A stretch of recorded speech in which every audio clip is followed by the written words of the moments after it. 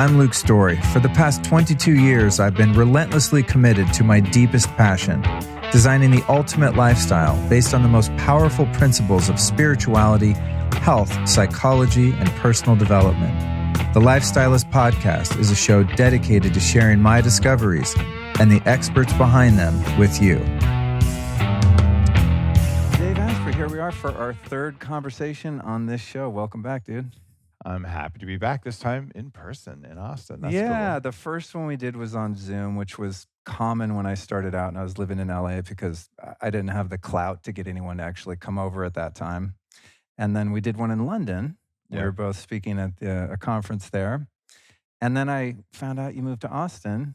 Makes it a lot easier, doesn't it? Yeah, and I'm stoked. It's one thing I love about living here is I get to actually sit with people in real life and give them a hug and breathe their non-masked air and I'm actually have a good podcast. I'm projecting my microbiome right now for you. Good. It's probably very healthy. It should be at this point anyway. So what prompted the move here? Well, let's see. There's this weird nutrient called sunshine that is available in Texas that is not available in Canada. There's another weird element available in Texas that's not available in Canada called vitamin F. You know about that one? Vitamin freedom? Yeah. It's so weird. I hear that's a non-negotiable nutrient. Things got a little weird up there, but it was still manageable. The big thing, though, is for me to show up the way I like to show up, just even for my family and in the world.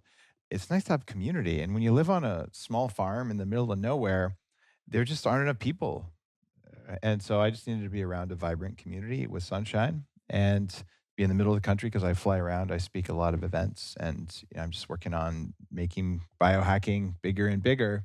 So it just felt like the right place. This is a good central location. It took me a minute to figure that out, that it's not that hard to go to Florida, for example. Yeah. Like when you live in LA, going to Florida is like going to Bali. Right? It's so far away.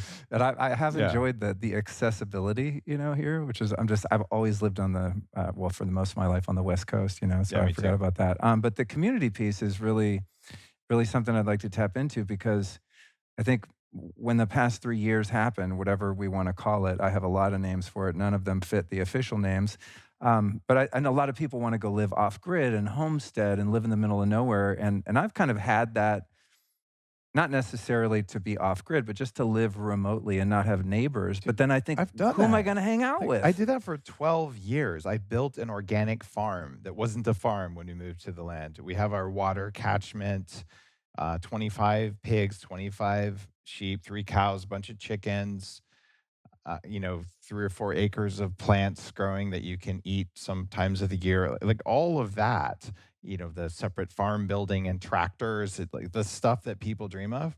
The reality is that it is a full-time job and then some. 90% of small farmers have day jobs. And let me tell you, running a 30-acre farm, even though much less than 30 acres is in production, is a full-time job. So if I didn't do what I do in the world with the biohacking conference and with Danger Coffee and all the stuff we've done with Bulletproof, I couldn't have afforded to have a farm manager do it. And there's no way I could have been the kind of entrepreneur I am and run a small farm. But the secret to those types of environments, it's actually having a community around you. So there was a community where I was in Canada and actually really nice people. And so everyone knows who has this kind of tractor and like we all help each other. And like that's really important. For me though, I am the leader of the biohacking movement. There were no biohackers up there. Like the kind of evolutionary work that I'm doing in the world, that's not what we do up there in remote parts of Canada. Yeah, you were on Vancouver Island? Vancouver Island. Yeah. Yeah, so I mean, we might talk about the Eagles and, with the salmon. How are your hands salmon and laying? hockey. Right, yeah, it was just, it's not my speed. Yeah. So this is more my speed. Does your ex-wife and your kids still live there? Yeah, my former wife is there, and we did a conscious uncoupling. We're still good friends. We're co-parents. It wasn't like anyone cheated on anyone, and there was a big fight and all that stuff. But sometimes, when a relationship has played itself to where it needed to go, it's time. And so we both agreed, and it was actually a very peaceful situation. And yeah, they're up there. It's great. Kids have clean air and clean food. Yeah. and good schools. And so we'll see where they end up after they graduate. That's up to them. Yeah, yeah. Well, I can say as a kid who grew up just running wild in the woods, it's a good way to grow up, Yeah, it's very you rare know? these days. I don't know how they're going to Yeah. fare because if a lot of their a lot of their friends you haven't seen a smiling face in 2 or 3 years because they had extremely crazy mask laws in Canada that made Fidel Castro look like the father of the leader of Canada. Oh wait, he actually was. So no, it was a bad example. Um, Oh, that's good. but it was a little bit weird. But on our property, it wasn't a big deal because, well, we forgot our masks and we're on a farm. The problem is though, if most of your peers are highly anxious, highly social media addicted with cherry vapes, and you're like, "Why are you afraid? It's just a bug." Like the gap can be very Right, big. But right. so far, both my kids have friends, lots of friends, and they just seem like at peace as much as you can be as a teen. So I'm super proud of them. And Right on. Yeah, uh, watching the situation in Canada, and I've done so many podcasts kind of blowing the whistle on all of these things, and I'm sure myself and everyone else are sick of hearing it, but observing the way of life interruption in Canada over the past 3 years is terrifying. I mean, anyone that and I've been there a few times. It seems like a great country with lovely people. So when I say like, "Wow, ouch, Canada," I don't mean like Canada bad. I just mean the people running it seem to be extremely tyrannical.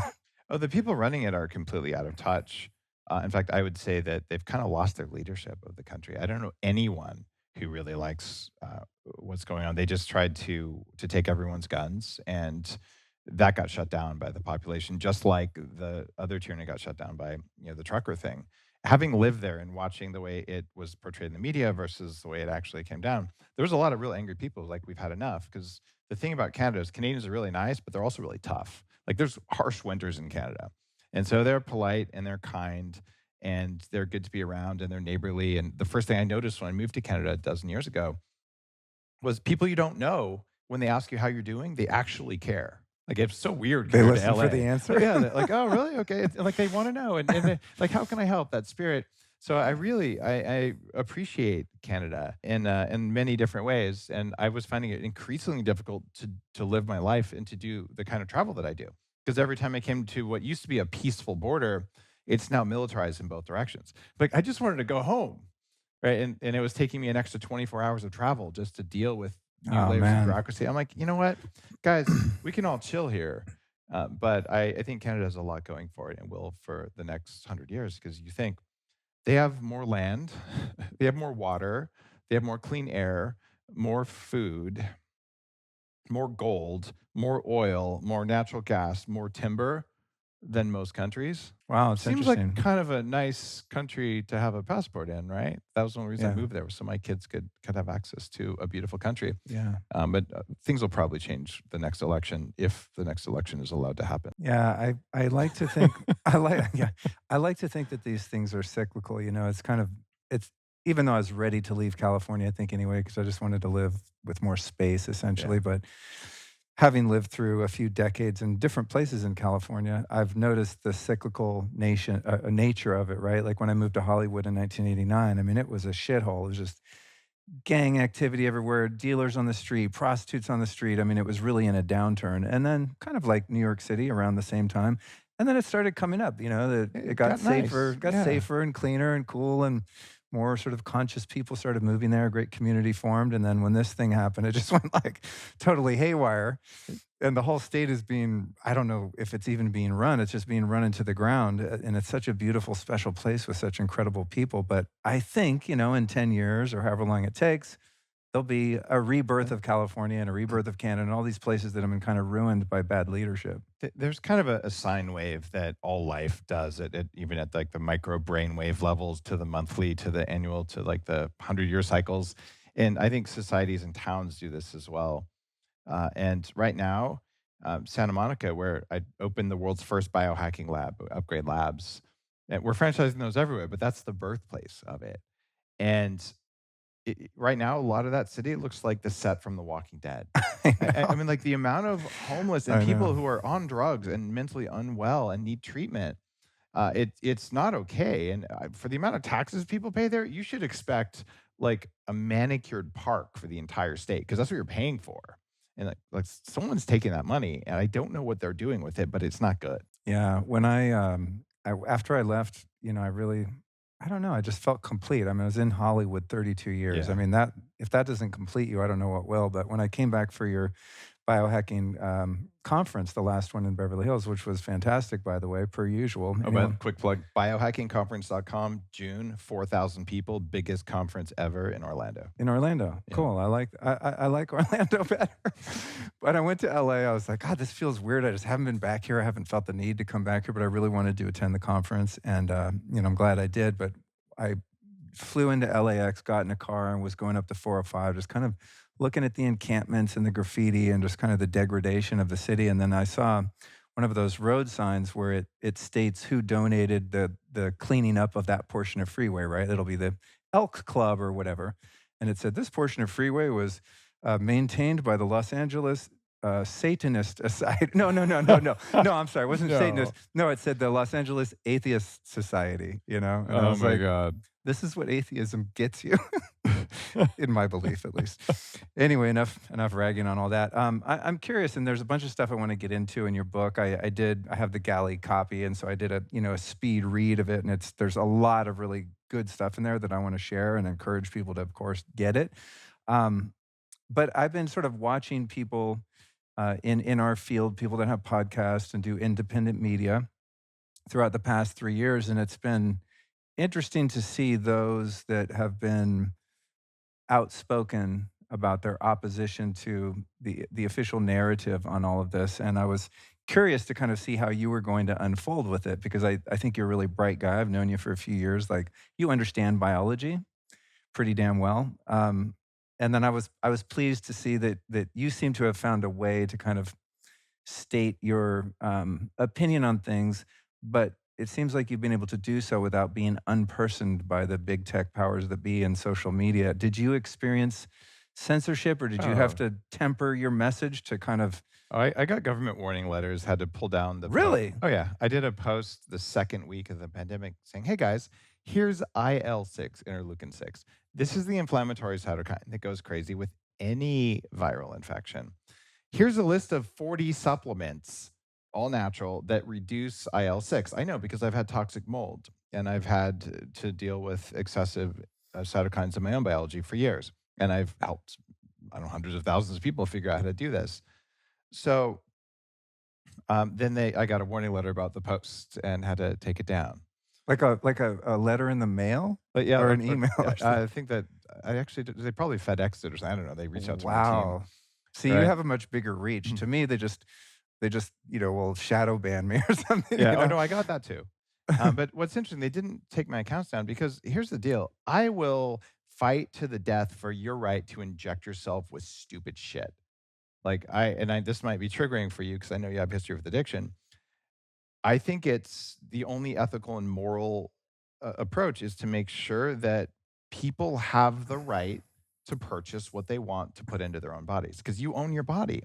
So you have to have the right to do things that are harmful to yourself in order to have the right to do things that are good for yourself. Like you can't outsource that to someone else. And so my take on the whole situation was, you know, there might be a case for you to work with your medical professional and to choose whatever treatment it is being marketed right now for any condition on in the world. And in fact, the case is you should always do that. And it's just not the government's job to force you to take their solution for a problem when you can't do that. So what I did is I thought, well, I actually believe that the tetanus vaccine probably helped to save my life. I actually got tetanus, like the kind where it'll kill you within 24 hours from stepping on a rusty nail on a farm. That's the other part of farm life they don't talk about. Probably should have kept my tetanus up to date, but tetanus comes with 3 other things. So they had to fly in immunoglobulins to save me, and I got my tetanus booster without all the other crap in it that I didn't want. And I don't regret it. I think I'm okay. The safety profile on that's reasonably high. Now there are people who tell me I am going to hell because I did that, and now I'm microchipped, and aliens are rectal probing me or something. I don't know. So Your thoughts are being monitored now. right. So here's what I came up with during that last 3 years. I said, look, Some of my friends will let you stick anything in them with no standards. And other friends will never let you stick anything in them, no matter what. And neither one of those feels authentic to my true self. Right. So in order to really, be who I am in the world, I decided that I was going to come out of the closet as being curious. It's vaccine industry curious, which means, you have to allow me to have my own identity, because to do anything other than that clearly is an act of oppression. So this is my new identity. So, I haven't figured out my pronouns yet, but something like, fuck off. I'm not sure, but whatever they are, the bottom That I line, like that. That's my yeah. favorite yet, actually. But yeah, I'm bi-curious. I don't think all vaccines are bad. I've had before the pandemic, I had someone creating mRNA vaccines for anti-aging on my show to talk about this. So even that specific technology isn't necessarily good or bad. It's a technology. A shovel is bad if you use it to poke the eyes out of puppies. And a shovel is not bad if you use it to dig a hole to plant something. So don't blame whatever's in the needle. Don't blame the needle. You blame who used it, who put stuff in it, and what they did with it. So I'm completely agnostic about the stuff. Now, did my medical care team, including me, who's the leader of my medical care team, did we agree with other people's opinions? Probably not. But everyone has a right. And if I was 90 years old and at high risk, would I have maybe considered it in the first year before we had data from the world's largest trial? Maybe I would have said it made sense, right? And I support everyone who got it because they thought it made sense, and I support everyone who's very angry that they got it when they knew it didn't make sense because they had to eat. That was a crime against humanity, and one of two things will happen: either 25 years from now, they will write that it was a crime against humanity, or they'll write how it saved the world. And I have the books written by both sides from the original first time they had mass forced vaccines. And these are actually out there. And it turns out something very similar happened. There was a large group of people who were like, this isn't going to work. And they didn't do it. And then they were forced to. Like, we actually repeated the pattern we did now in whenever the smallpox vaccine happened. So there's a business model behind vaccines. And that one got me really, really targeted. It's kind of cool. One of my big claims to fame is that I really, really wanted to be in Quackwatch, which is a website. It's run by this angry dude, and every doctor who's ever changed the world, like my most favorite people, the best healers ever, they Oh, all get an God. honorable mention on this site. Is Mercola like Oh yeah, the he's on granddaddy there. of it? Right? But the thing is, I'm not a doctor, so I don't really qualify to be in Quackwatch. Right. But this is on my 20-year career goal, so I finally got in there. Right, which Congratulations. was awesome. Thank you, Stephen Barrett. You're a gem of a man for giving me a list of great doctors. And so there's that, but then there's a new factcheck.org, which is like the new version of that. I got a listing on there because I read about the pandemic business model where every 4 years, a government, usually backed by a certain couple, like one guy who's done trillions of dollars this way, whose name starts with F. Anyway, every 4 years, it seems like they come up with something that has a 5 or 10% death rate. They scare everyone. They spend a few $billion that they mandate other countries spend buying things like Tamiflu, if you remember that. Mm-hmm. Then they quietly announced 2 years later that the actual death rate was 1/65th of the first one. And that, 165th? yeah, and that was an average across the previous 5 pandemics. So I'm like, guys, my prediction is 1/65th because this happens every 4 years like clockworks. And every time, people on the inside make billions of dollars. Yeah, that one kind of got a headline, businessman, does misinformation about blah, blah, blah. And I'm like, man, I'm winning. I got fact check and Quackwatch. Wow. I am a rock star amongst rock stars. Wow. If you can get it, it's like winning a double Emmy for doing shit that matters in the world. So thank you, fact check. Thank you, Quackwatch. I mean, I think it's, everyone always thinks they're on the right side of history, right? But I really think with this situation that you and many others are, and I also like your perspective of do whatever you want. Just don't tell me what to do. Like that's the only bottom side line of for me. history. The only side of history is I didn't force other people to do stuff they didn't want to do. Yeah. That means I can't force you to eat a healthy diet, right? And I absolutely support your right to live on Cheetos and Diet Coke and see what happens. right? And that's how it works. And if you do anything to force another person to speak something they don't want to speak or to do something they don't want to do, you are committing an act of evil. You just don't do that. That's how the world works. And so if you want to be on the right side of history, you support the right of people to disagree with you. You know, like the ACLU from 25 years ago. Right. Now, though, they're against free speech. It's really weird. We live in upside down world. I can't explain it, but I stick to those values, and I Yeah. always have since my first blog post. Like, hey, here's knowledge. Maybe I'm wrong, right? Here's my evidence. Here's how easy it is to try it for yourself. And the good news is that despite all of the distractions in the media, we've done so much good science in the last 20 years in the field of biohacking.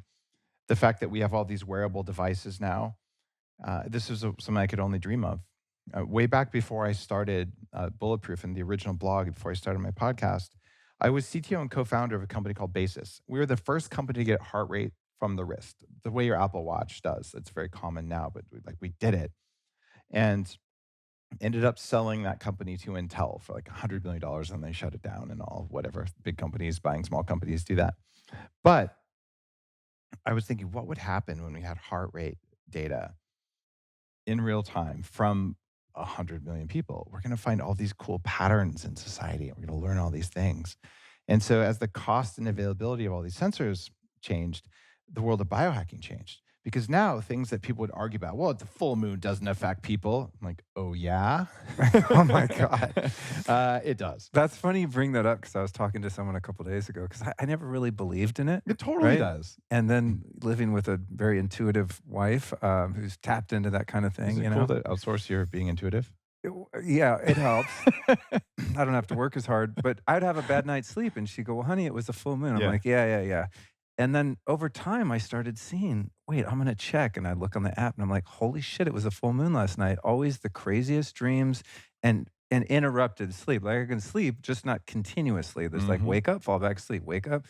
And the other night, I was walking the dog at night and we had a full moon. And I was like, I don't want to nocebo or placebo myself, but I'm just noticing there's a full moon. But I'm going to do all my sleep protocols hardcore tonight, right? I'm going to really, really stick to the plan and do everything I can to get, great sleep.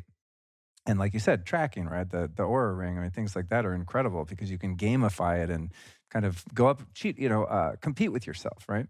So I did all the things right. And sure enough, craziest, almost nightmarish dreams all night, a bunch of different ones, slept poorly. There's definitely something to that. But yeah, but you also had porn that night. No, I didn't, thankfully. Thankfully. I would have really had bad dreams if I did Just that. kidding. I would have had an entirely different kind of hangover in the morning. Here's what happens. We all notice these things and we think maybe it's just me. I'm probably crazy because that's not supposed to happen because I learned somehow that only crazy people think the moon does something. But then if you talk to practitioners, what's called clinical evidence, which is just as valid as double blind, placebo controlled stuff like that. It's just a different form of evidence. So if you talk to practitioners, this is police officers and emergency room doctors. You ask them, does the full moon change things? And they'll universally go, oh my God, yeah, every full moon we have to staff up. And like that's when all the crazies come out. They know it because they do the work. And same thing in medical practice. Doctors know what's going on because they see patients all day long and they know what works and what doesn't work long before there's a trial. So you can ask them and they know it. And the drug companies hate that because they only want to be able to say that what they have works. So they try to denigrate clinical evidence. What I've learned as a leader in the anti-aging movement is that you ask the most successful anti-aging doctors what works, and they're always years ahead. And you ask the biohackers like me what works, like you, we're going to be ahead of the curve. And there's a lot of people who believe it can't work. But the idea that we can now get all this data from our devices and we can sum it up, it means suddenly we can find new ways to hack into human biology. And that's why I wrote the new book, Smarter Not Harder, because we know a bunch more stuff that sometimes I would talk about 10 years ago. Things like cold exposure or high intensity interval training. To you and me, and maybe to some of your listeners, those are old hat. Like, yeah, we've all been doing that. But to the vast majority of the world, if you would get in an ice bath, you're crazy. I forget that sometimes. Yeah. And Yeah. what do you mean you want to skip breakfast? You'll die. Like, don't you know? I'm trying to get my I have to say y'all in there somewhere. because I'm in Texas. But It'll like, happen. it's Give it part time. of Give it time. NAS.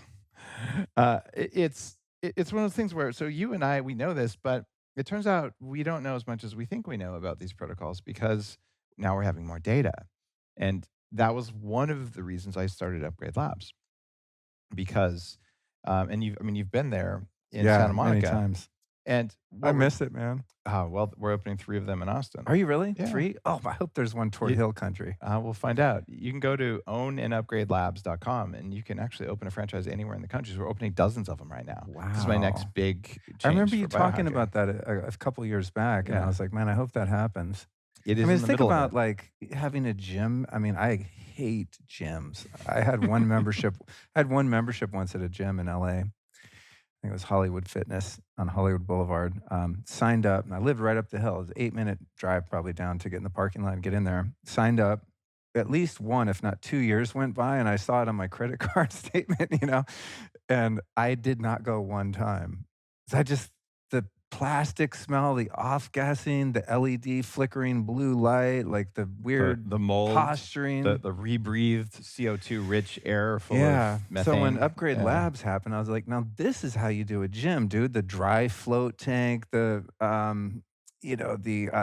oxygen contrast training bike. I mean, just like shit that actually works and works fast, so you're not in there all day, and everything is biologically supportive. Yeah. It's just a way cooler model. So give us that link again. We'll put it in the show It's notes. ownandupgradelabs.com. So Okay. you can literally go there and say, "Oh, I want to open one in my community," and it's a franchise. So Rad. this is meant to be, the next Orange Theory, where it'll be all over the place, and it is happening right now. Like I mentioned, 3 of them here in Austin, and there's lots and lots of cities still available. And the reason I'm talking about this now, though, is that this new book, Smarter Not Harder, it's informed by that because what we do when you walk in is we get thousands of data points from your body, like medical grade data points without having to draw blood. And then it turns out different people want different things. And most of us, I want to be healthier, but no one even knows what that is or how to measure it. So what I realized is there's 5 big goals that members have asked for. And that's what I'm writing about in the book is, okay, let's help you pick a target. And once you pick a target, what are the techniques? What are the technologies? What is the new knowledge that comes from having all of this data that's going to get you there in the least possible effort? But I want to go back to something before we get into Yeah. this. You're not alone with your gym membership. Every year in the US, there's $400 million worth of ghost gym memberships. Of course Okay. there is. Now, why we do that is actually the first part of Smarter Not Harder. Do you Yeah. know why we do that? We have an intention. We want to be healthier and more fit, but I mean, for What me, what gets it's in the way? What do you think? well, for me, it's the environment. I mean, but that's just because I'm more sensitive than your average person, but I think it's just the inertia of habit, right? Like even now I have, like I got the Carol bike and I want to get an ARX machine because I actually will use that. But I have like my X3 Pro Mhm. resistance bands. I mean, I have enough stuff here to stay Right. fit, but I still won't really work out, like not hardcore. So I think in my case, why they would be making all this free money is just a lack of discipline and just actually not wanting to be in the environment. I love it. A lack of discipline. Well, I would even argue that the not wanting to the environment, which is valid, but some of that is amplified. Here's what's going on. Here's what I'm explaining in Smarter Not Harder. But it's okay to be lazy. That's what I got from the book. Yeah, pretty One of the much. things, It, yeah. it is. But the mechanism for laziness and the reason for it's important because you're like, well, it's a lack of habit and a lack of discipline. We are taught that we use habits and discipline to overcome laziness because laziness is a bad thing, right? I mean, everyone's taught this. You learn it in a church, you learn it from your parents, you learn it at school, you learn it in media, everything. Like your job is to overcome this. But if you're a biohacker, like, well, why are we doing lazy? Right? Is it because we're bad people? Is it because we're weak? And I would just raise my hand and say, yes, I have 8 companies. I've built a $100 million company and hundreds of millions of podcast downloads, and hopefully my 5th New York Times bestseller. It's because I'm lazier than you. Straight up, I'm lazy. What lazy really means is that your body, not you, but your body wants to spend less energy to get something done. And that has been the driver of all human progress. Yet we're taught to feel guilty about it. No, no, no. Lazy is sacred. Lazy is exactly why Hmm. you say, how do I get it done better? The constant improvement, even the whole thing behind the biohacking movement is like, I want to show up better as a human being. All of that is driven by ultimately laziness. Because if you weren't driven to improve, what would you do? You'd sit on a rock and do nothing, right? So we have this weird kind of self hate over the fact that it's shame and guilt driven, it's trauma over laziness. But let's look at how the operating system works so we can hack it properly. Okay. Inside your body, there is an entirely invisible system that sits between you and reality. And in the book, I call it your meat operating system, just like the Mac OS. Like you install apps on it, but it like runs on the computer and it makes sure the camera works and stuff like that. Well, who's making your camera work? It's not you. It's something that's in there. Well, we know that it's in there.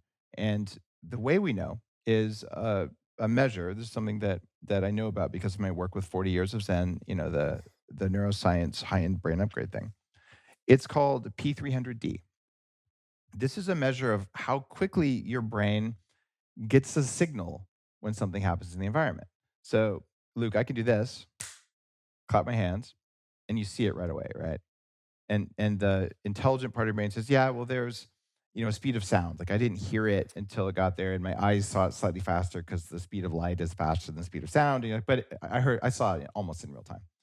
But in reality, if you have an average brain for your age, it's about 350 milliseconds, a third of a second after I clap my hands, the first electrical signal hits your brain. There's something else taking a third of a second all of the time, doing shit you can't see, including filtering out things you might want to see, and it erased its existence so you can't see it. I can't see it either. Now, I don't have a third of a second. I only have a quarter second because I still have an 18-year-old response time in my brain because my brain is extensively hacked and upgraded and I'm weird. But that said, there's still a lag time. That's scary. There's something hiding reality from you. You cannot see it. Another thing, do you see the little dime-sized blind spot in the center of each eye? You know about that? Mm-mm. Yeah, so we have this. All of us have it. And there's certain diagrams you can look at if you go to an ophthalmologist where suddenly, like, there really is a missing circle in the middle, but you can't see it.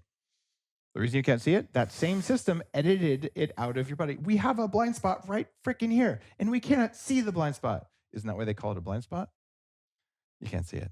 So, this is the system that is responsible for laziness. And it is the system that before you can think, provably, before your brain gets the signal, it gets to decide which signal gets through and how much emphasis to put on it. And that part of the meat operating system, it cares about the 4 F's that are a through line in my work. The number one thing is don't get eaten by tigers. That's fear. The number two thing is food, eat everything.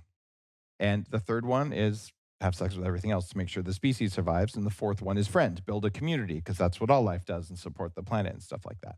So this is what your body does before you can think.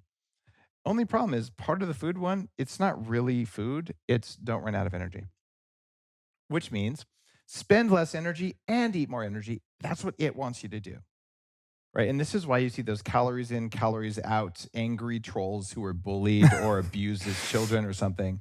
And they're still Oh, online going diet sodas and Snickers bars cancel each other out and they just yell and they bully and all that. Whatever, guys, I love you. Get a therapist. Like you can be saved. Anyhow, I get distracted sometimes because they're so much fun to troll well, themselves. that piece right there, I'm trying to think. I think you were the first guy that I ever heard talk about that, and I wasn't really into Mhm. fitness. I've never been, terribly overweight, so I never Yeah. worried about calories, but when I started drinking bulletproof coffee back in, I don't know, when you still had when it just came out, you had Yeah, the, like like, 2013 or something. the Yeah. Bulletproof Executive blog, yeah, Yeah. around then, right? And that was the first thing that I found so weird. I'm like, drinking so many freaking calories with this fatty coffee, and then I don't wanna eat the whole day, and I was still like, "Well, why am I not getting fat if I'm eating so much fat?" Because then I started loading up the ghee and, like, just Yeah. eating more fat in general, right? And then I heard you or, people that were probably informed by the stuff you were doing with the bulletproof coffee, that old model of calories in, calories out is actually a fallacy. Can you explain that? I mean, I know the trolls disagree with you, but Oh, yeah. for people that are curious and open-minded and want to understand how that works, Sure, that spend 4 hours in the gym like you used to do and you were still 300 pounds? well, I could definitely talk about that. It's kind of funny. Um, that system in your body that's designed to make calories in feel more attractive than they are, and to make calories out feel harder than they are, that's there to keep you from dying in a famine. Don't burn more energy than you need. So we have these invisible amplifications of the signals. Eat everything, don't do anything is what your body wants you to do just in case. Word, I hear that. Right, and the calories in, calories out, people are so bothered by that they try to kind of flip it on its head and say, all you have to do is manipulate those 2 things. That's not how it works. So the bulletproof diet and bulletproof coffee, at this point, people have lost at least 2 million pounds on the bulletproof diet. It looks suspiciously similar to many of the modern, like a modern carnivore diet that allows fructose in the form of fruit or honey and raw dairy and less inflammatory vegetables. I'm like, yeah, thumbs up. That's where I ended up as well with the bulletproof diet. So it has lectins and oxalates and phytic acid in the first chapter. Like these are modern topics, all summarized. And that diet has just proven it's not about the calories in. And there's drugs that they give cows right now that make the cows fat on 1/3 less calories. It's a mold toxin derivative that's called a xenoestrogen, and it just makes you fat on less food. And if that drug can exist, you can just unfollow all of the calories in, calories out people. They are either lying to you or they are blind to the fact that they're wrong. There's too much science that says if your thyroid hormone is off, you will or won't gain food. If you eat food at midnight, you will or won't gain fat. There's just too many cases that prove that model doesn't even work very well. And the model you're talking about, the way I think about it in an oversimplified way is I eat a pint of ice cream that's X amount of calories. Then the next day I'm like, oh shit, I ate what say 800 calories or whatever. So I need to go on the treadmill and monitor the Yeah. calories I'm burning Yeah. to get past that It, 800, right? it's pure fantasy because at That's least brutal. Like well, that. it's That's just mean spirited because the reality is if you do that on the treadmill, your body will just tell you to eat more. And on top of that, half the calories every day come from stuff that you can't measure on a treadmill. So you can't measure the body warmth unless you're in a calorie chamber. There's the warmth of the body. There's respiration. The amount of CO2 in your exhaust gas makes a difference. The amount of water in it. And all of these different variables, even how hard you think, changes caloric demand. So, yet we'll just ignore all of those and pretend like you have to balance out your calories on a treadmill with the number of potato chips you eat. I did that. I did that shit for 702 hours when I weighed 300 pounds. I believed it fervently. man. That's why I wrote Smarter Not Harder. It's the Yeah. other side of that. So I've already shown people, look, calories don't make you fat. Obesogens make you fat. The wrong calories can make you fat. But this is just known, and everyone knows this who has paid any attention to it. No matter how loudly you bully people about it, like that cat's out of the bag. I wonder if people are hanging on to it because of the kind of personal trainer occupation, right? Because I that wouldn't blame trainers for it. Trainers are who really who are the people valuable. that are hanging on to this then? They're mostly people who've built their self identity around deprivation. Oh. Right? These are highly traumatized people, and they tend to be bullies anyway. And if you look at the calories in, calories out dynamic online, it's pretty brutal, and it's unkind to the reality of being a human, which is that willpower is powered by the same system that you're burning up on the treadmill. So what I did is I said I got to lose this 100 pounds. I'm 300 pounds. I don't want to have a third knee surgery. I'm going to go to the gym. I'll do it 6 days a week. I'll do it 90 minutes a day, half weights, half cardio. And I'm going to do this if I'm sick. I'm going to do this if I have final exams. I'm going to do this when I'm starting my career. I'm going to do this even if I'm dating. Like I will miss a date before I will not go to the gym. And after I did this for 18 months, I looked down, I still had a 46-inch waist. Dude. Oh, I that's could brutal. I could max out all but 2 of the machines at the gym. I was on the treadmill at a 15-degree incline wearing a backpack. I had a bad knee, I couldn't run, but I was walking as fast as I could walk with weight. That's crazy. So I thought to myself, and I've also gone on a vegetarian diet for part of that time. I was on a low calorie diet for much of that time because I knew all I had to do was just starve myself. So I kind of got used to that gnawing hunger feeling. Just I'm just going to stand up to it. I just kind of revel in it. Just be like, yeah, that means I'm making progress. That's called overtraining and undereating, and it makes it hard to lose weight. And it broke my thyroid. Probably wasn't very good for me. But man, I use my willpower. I use habit. I use every trick in the book, and I was so motivated. And I'm finally sitting at a Carl's Jr. with my friends. Okay, I can I exercise more than all my friends combined. I could probably bench press all of my friends combined. I mean, I'm like strong, but I'm fat, and I eat less than all of them.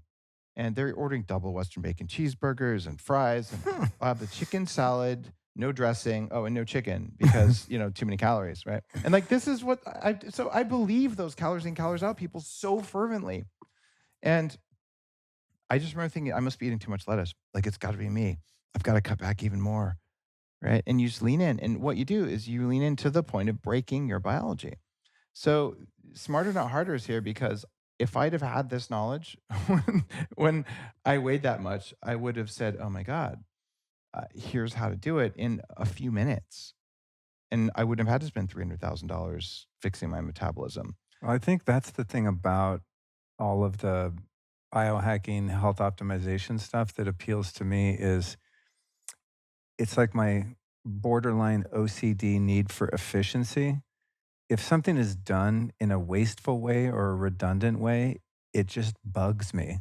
Like taking the Yeah. long way to get where you're going when you look on the map and you're like, I could just go right there, straight shot. Hmm. And so the idea of stacking things and quantifying things, and I love your perspective in this book and just your general message that getting the biggest bang for your buck and the most yield results with the least amount of effort. And I've never really thought of it as laziness. I just think like I want as much time as possible to do good things in the world and with my life. How dare I'm you? not going to Yeah, spend the 700 hours that you did on a freaking treadmill or stair step dude, or you're whatever. supposed to struggle and suffer. That's what makes you a better I want person. free time, but Oh I my also want to god. feel good, I right? I I'm gonna have to end the interview. That is so offensive that you would want some free time. How dare Yeah, you? yeah. Don't you know that if you just suck it up and have some grit and just work really hard, wake up at 4 a.m. and spend 3 hours sweating on yourself and taking pictures of it for social media, that you'll be a good person and then you'll be loved?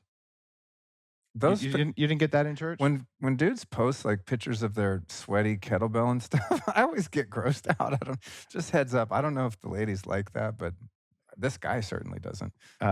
And you know what? I gotta say, I mean, I see the point, it's like self-discipline and inspiring yeah, people to do good work, hard work, it, whatever, but it's true I that don't it. like suffering. I think I'm more in your camp, like, what's the least amount of shit I can do to be how I wanna be? You know, I actually adore suffering.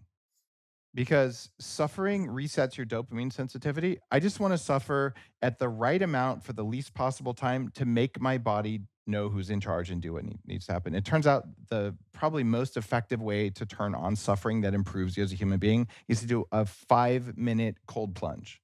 There, I got my suffering in for the day. Now I can go get shit done. I must be sick because I enjoy the ice bath. But yeah, Maybe you're a maybe pervert. maybe the first 10 seconds, it's a little like, "Ah, why am I It, doing this?" it's, But it's called masochism. It's okay. but I don't know, I crave that thing, I but know you're but like you said, everyone who learns to do it does crave it. you get Yeah. habituated though in your life way, right? Because you reminded me earlier that to the vast majority of the population, they would be tortured by even the idea of sitting in an ice bath for 30 seconds. And Yeah.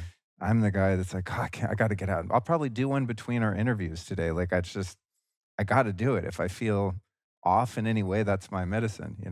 Well, you also have a history of addiction, and Yeah. you've been super Yeah. public about that. It turns out people who've been addicts, even into something that's not a chemical, whether it's a work addiction, sex addiction, a gambling addiction, all that kind of stuff, I've had two of those also. uh, they kind of travel in packs, right? Yeah. So that any kind of addictive thing like that, it's a dopamine signaling problem, and it turns out that exposure to pain, whether it's from grinding it out on a Cannondale, a road bike. This used to be one of my things when I was much younger trying to lose weight. I'd get on a road bike and ride hills, and like it hurts, and you're just gonna push, or cold plunge, or eating spicy peppers, or like old spiritual practices of self-flagellation. where people would whip themselves. Today we just eat kale. It's almost the same thing. But Oh god. but those all affect dopamine signaling in the brain in a beneficial way.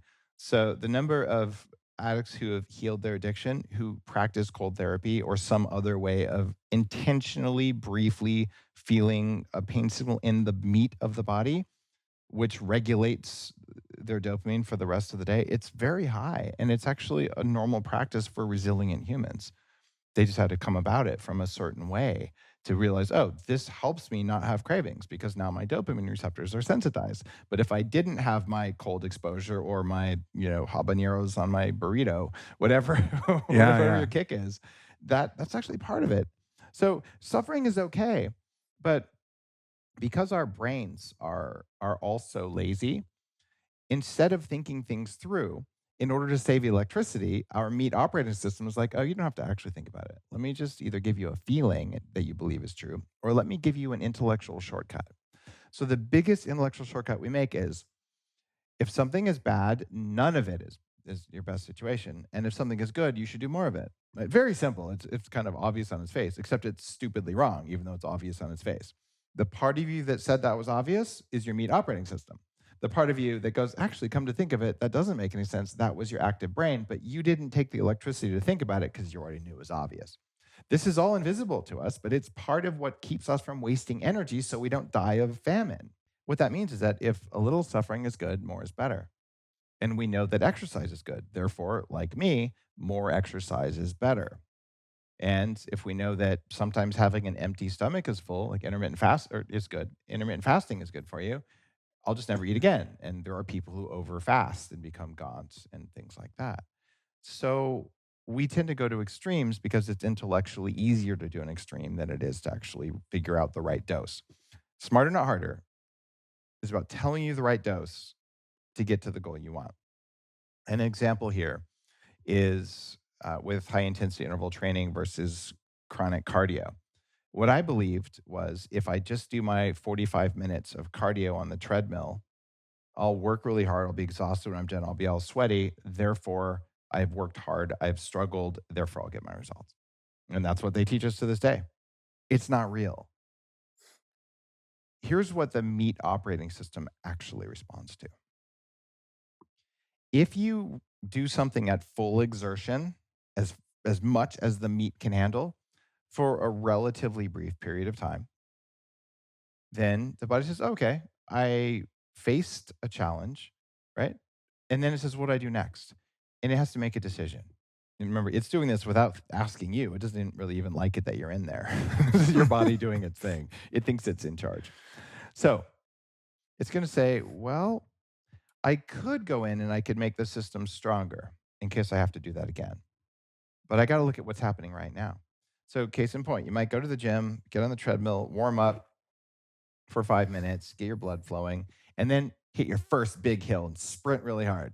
Now, the body is like, I don't know why I'm moving this much. Like, I don't really like it because I wanted to sit on the couch and watch Netflix. But then, okay, heart's raising. It said, all right, fine, here's some adrenaline. And then the tiger actually tries to kill you. And that's why you're running up the hill, right? You're doing the hard stuff. But then if you were to get away from the tiger, be like, oh, that was awesome. I'm just gonna sit down and chill.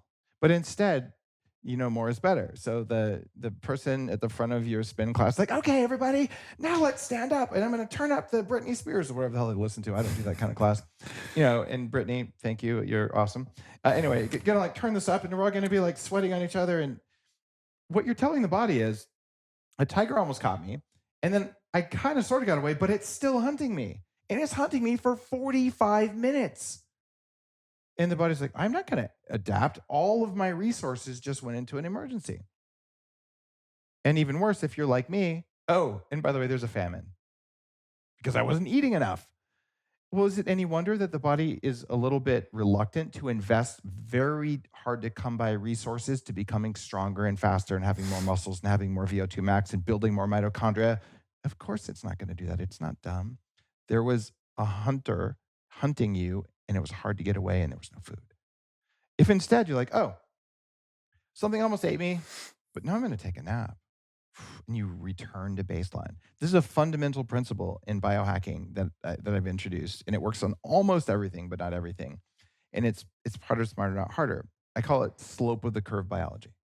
And what that means is that the body doesn't listen to how much work you do underneath the curve. Like, oh, I did an hour of training at 50%. Look how much volume of work I did.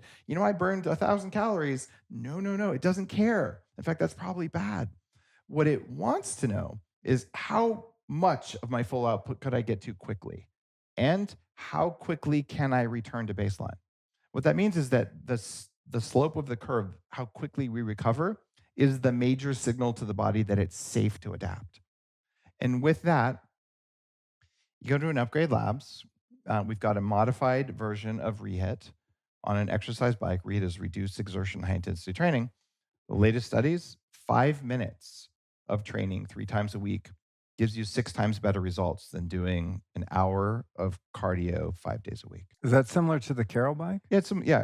We work with the Carol bike, Oh, but we've okay. got modifications to it for Upgrade Labs. And what we're doing at Upgrade Labs that's cool is we're actually using all of the data we're gathering to give you a prescription for what to do when. Because I mean, let's face it, anyone can buy a bunch of the different gear that I've popularized and that you've popularized over the years.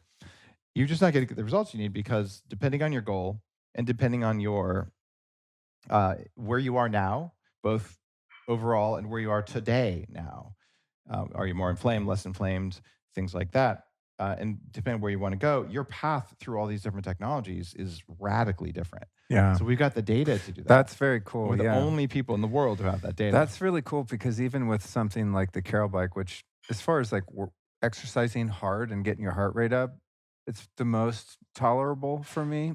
But I guarantee you, if I have a screen of choices on there and one of them is 20 minutes long and you do 30 sprints, and one of them is 10 minutes long and you do 2 sprints, every goddamn time I'm gonna pick the 2 sprints. Why would you pick more? Right? But if I was getting the data back and you were like, "Oh, Luke, man, you're doing really good," the algorithm or person that's telling me that, man, if you just do 1 day a week of this longer, harder one, you're gonna see these kind of benefits, then I would actually do it. But if it's Yeah. just up to me and I don't really know, You won't do the hard and I'm one. not getting much feedback, I'm definitely going to do maybe not the very easiest one, but probably the second easiest Well, one. the cool thing is, I'm not going to tell you to do the harder one unless it's in alignment with your goals. For the vast majority of people, it's like this.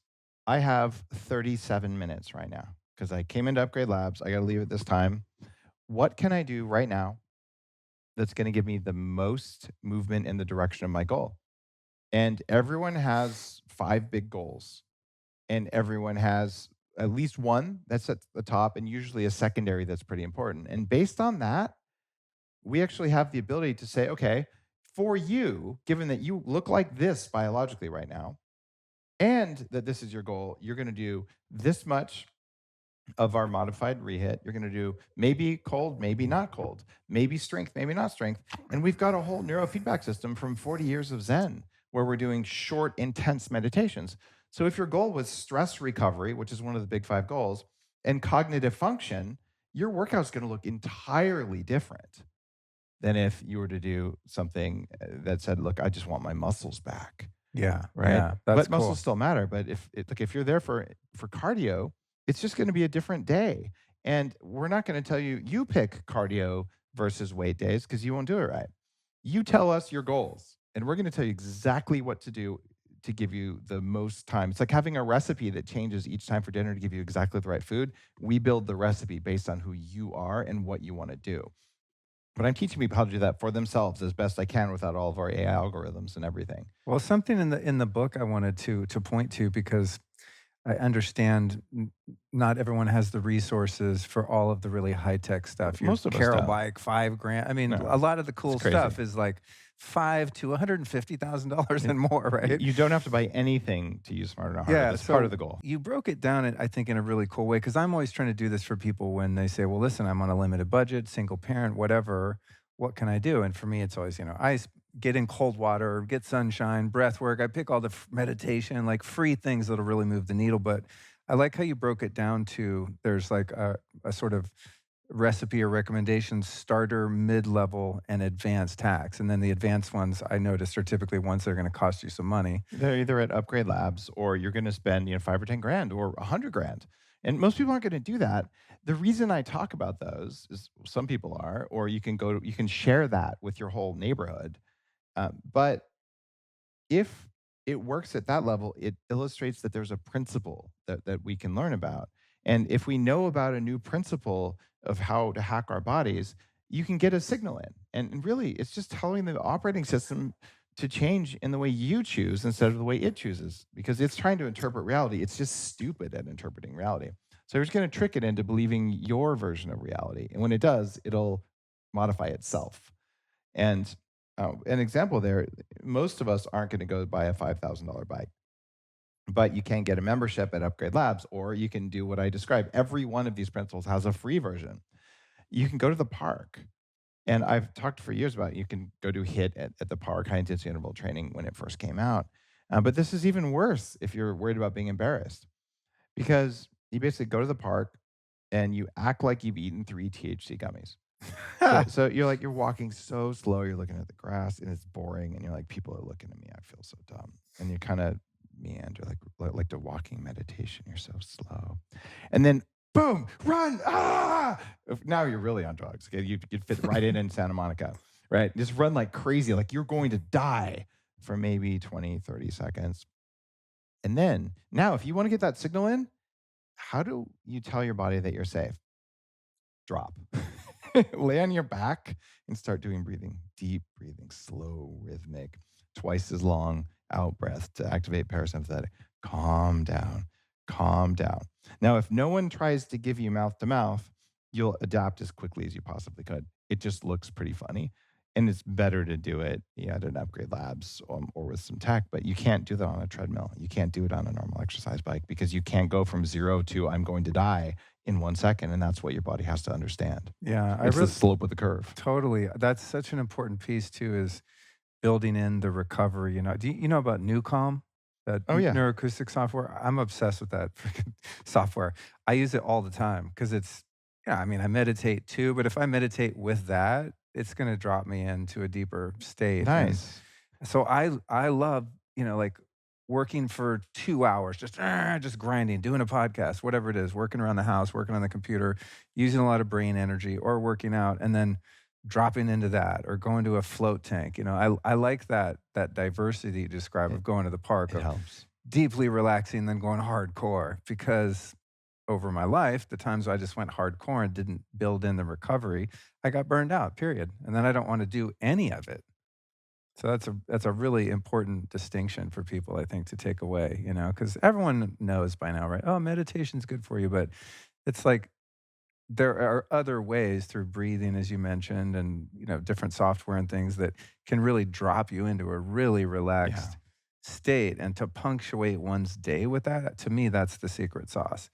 That's just to continually take a little, even a 10-minute break, to re-energize and give your body, as you said, that signal that it's safe, right? And then go hard again. That's, for me, is the longevity recipe of Mhm. like, wow, maybe I could be doing that when I'm 80, or you 180.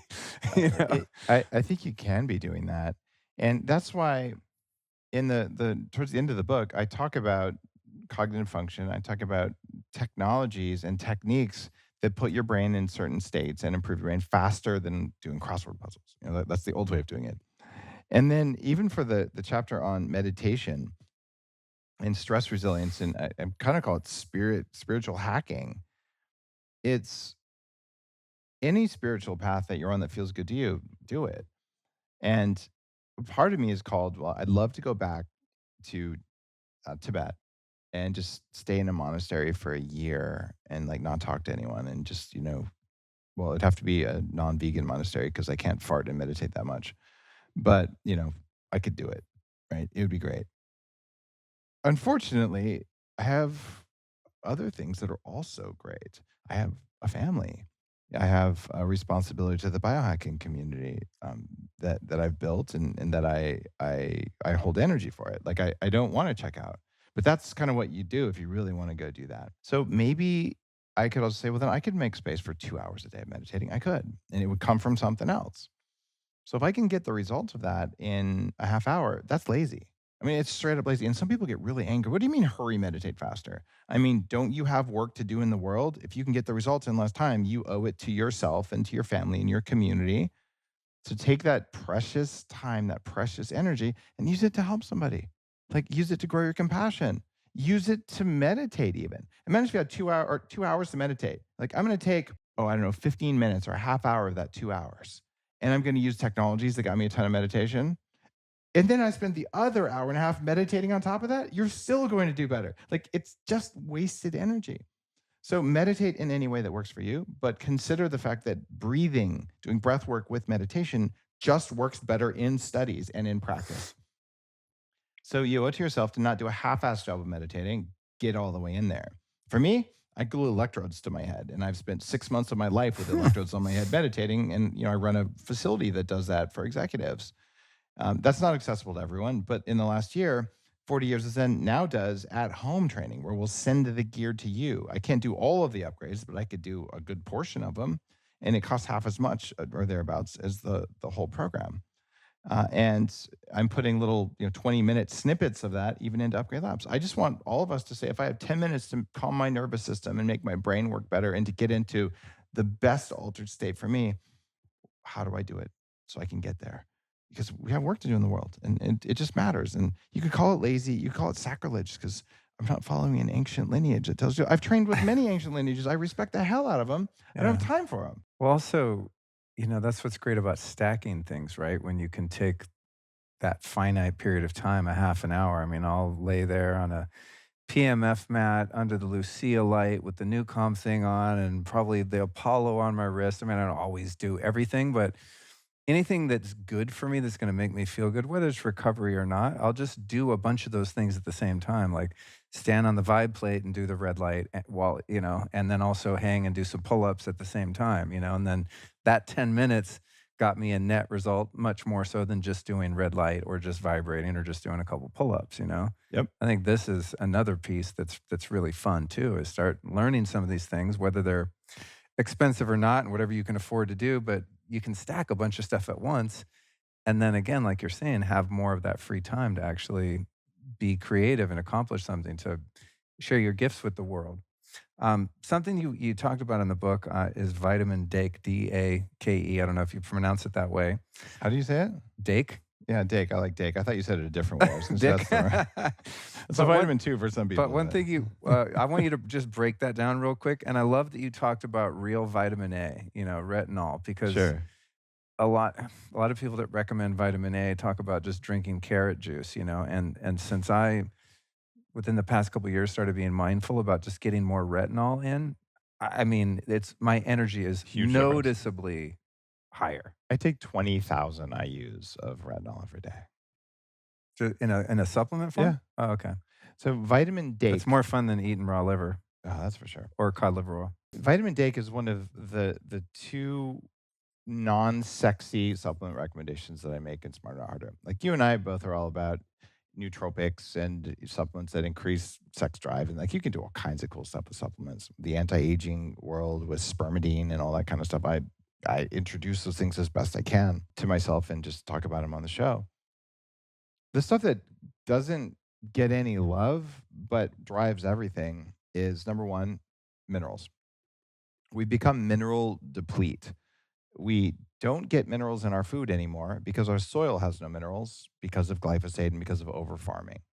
So suddenly it looks like a piece of celery, but it doesn't have the minerals that you think it has. And it looks even like a piece of chicken, but the chicken grew in 6 weeks instead of 6 months. It didn't eat very much during that time, and it's devoid of minerals. On top of that, all these plant based foods that are peasant foods that are being sold as healthy foods, those steal minerals from your body. And I warned about this in the first chapter of the Bulletproof Diet, but I talked about lectins, I talked about oxalates, I talked about phytic acid, I talked about omega 6, I talked about histamine. It's kind of overwhelming. This book, I'm just talking about specifically phytic acid, which is a compound in beans and nuts and seeds and grains that sucks minerals from your body. Look, if you don't have enough minerals, your workout won't work. If you don't have enough minerals, your meditation won't work. It affects everything. It's foundational. And since we're eating a bunch of foods that suck them from our bones, and the foods we eat don't put it back in our bones, This we explains have a why my problem. teeth all rotted out of my head when I was a vegetarian. Right there. Same happened to Right? me. When I was, Are you serious? yeah, when I was a raw vegan, I cracked 2 teeth. Like, literally, they cracked in half, not from eating crunchy foods even, and they would always be, like, really temperature sensitive and sore. This is mineral That's deficiency. crazy. Dude, I made it through 15 hard years of drug addiction with perfect teeth. Got sober and thought, "Oh, now I need to get healthy and I'm gonna become a vegetarian," and all my teeth rotted out. I mean, not Yeah. all of them, but to the point where I just had to I'm in the process of replacing all of them because 'cause they're just done. Wow. Yeah, and it happened when I was a vegetarian. So when It you're a just vegetarian, you stopped it's getting crazy. vitamin D, A, K, and E. Let's see, those are all animal based. You can get a little bit of D if you take shiitake mushrooms and turn them upside down and give them a suntan. You'll get trace amounts of vitamin D. Other than that, there's no plant based vitamin D. Vitamin A, people say, oh, it's plant based vitamin A. No, it's beta carotene. It doesn't turn into retinol in the body very efficiently, if at all, depending on who you are. So there's that. And vitamin K2 is from butter and cheese. And there is a little bit in natto if you like snotty fermented soy that And tastes kind spermidine of too. nutty. A little spermidine in there too. Natto, Natto's not for the faint at yeah, heart. natto is a I superfood. eat it, and Really? I don't mind it, but I'm weird, I don't know. Yeah, it is a superfood. It's But if I open it yeah. in the house, no matter where Allison is in the house, she's like, "Oh my god, you opened the natto again." Like, it reeks up the whole house Oh yeah. like a corpse's socks. Oh, great visual imagery. Yeah, I mean, You it's you bad. sold that hard. Yeah. It is a superfood. I don't eat it. It's gross. I can get it in much better things. I The also consistency too, yeah. I mean, it's very snotty. It's It's like very eating a bowl of rotting mucus pretty yeah, much. But it's some people love it. They say it's nutty. I'm like, "Okay." I've grown to like it, but I do cheat. I'll put a little hot sauce or something on there, That you doesn't know, count. so I'm not a purist. It's kind of the same. You can take a bite of raw liver if you really want to, and I've done that very early on when I was writing my pregnancy book. I tried. I was like, "Okay, lamb liver, raw, put it in my upside down NutriBullet thing and ground it up." I'm Oh like, "Am I god. gonna do this?" Put some water in there. And I tried to drink it, and it was so horrible. And then the stringy bits of liver. One of them gets like caught in my tooth, and there's like liver hanging down my throat. I'm like, I'm gonna die. Like this is the worst experience of my life. So I just actually take liver pills. I have for 15 years. I guess now they're Yeah. cool, but you'll need an ounce a day. More than that's probably not going to do good things for you because your purine levels go up. So I talk about that in the book too. It's a good source of minerals. It's one of the ones that we used to get that we don't anymore. The liver? Yeah, liver is, Yeah, especially and for copper. yeah, that's what I was gonna say. Also, I feel that copper is vastly underrepresented too. People don't talk about copper, and I'm Well, like, "Dude, how does your mitochondria work without copper and retinol? Like, it, how do you make energy?" you actually don't. And so it's no wonder that we have problems when we go plant based and you're not getting copper, except there's an exception there. If you eat about a whole bar of dark chocolate every day, which I do, actually, I like chocolate. Uh, it does contain a substantial amount of copper, Oh, enough that really? you might get like small amounts. Not enough. I take copper supplements too, but dark chocolate you have to watch out because it tends to have histamine, and it can have oxalic acid, and it can also have phytic acid. I got a new business idea for you since you like starting businesses God, no, every month. I think I overstart businesses. I got to What stop that. what about, I mean, obviously a mycotoxin-free chocolate, but one that is tested for lower oxalic acid? You know, 'Cause there's no way of telling, like, you can get there's the no way to say. best, like, I, handmade Peruvian yeah, cacao, like, my wife gets this beautiful cacao from South America, and it's organic, sometimes biodynamic, I mean, I'm assuming it's not mold, it's high altitude, it's prepared carefully, but you don't know the oxalate Here's how level. you know. Take a piece of raw spinach. It's probably easier than raw kale, and then you put it in your mouth, chew it up, and swirl it around a little bit, and you could spit it out or swallow it, whatever you really want to. And then rub your tongue on your bottom teeth. You know that feeling you get from spinach? Yeah, yeah, That's oxalic acid. right. Okay. Now you know the feeling. Take a bite of whatever chocolate you want to test. I like Melt it. it around, just a little tiny bite. Melt it Yeah. around. If you have that fur on the back of your teeth from spinach, that is oxalic acid. You can feel So you it. can self-test your own I chocolate. do. That's cool. Absolutely. And there's times I open a bar, I'm like, oh, damn it, I'm not eating that bar. I actually, you're right. We should start something.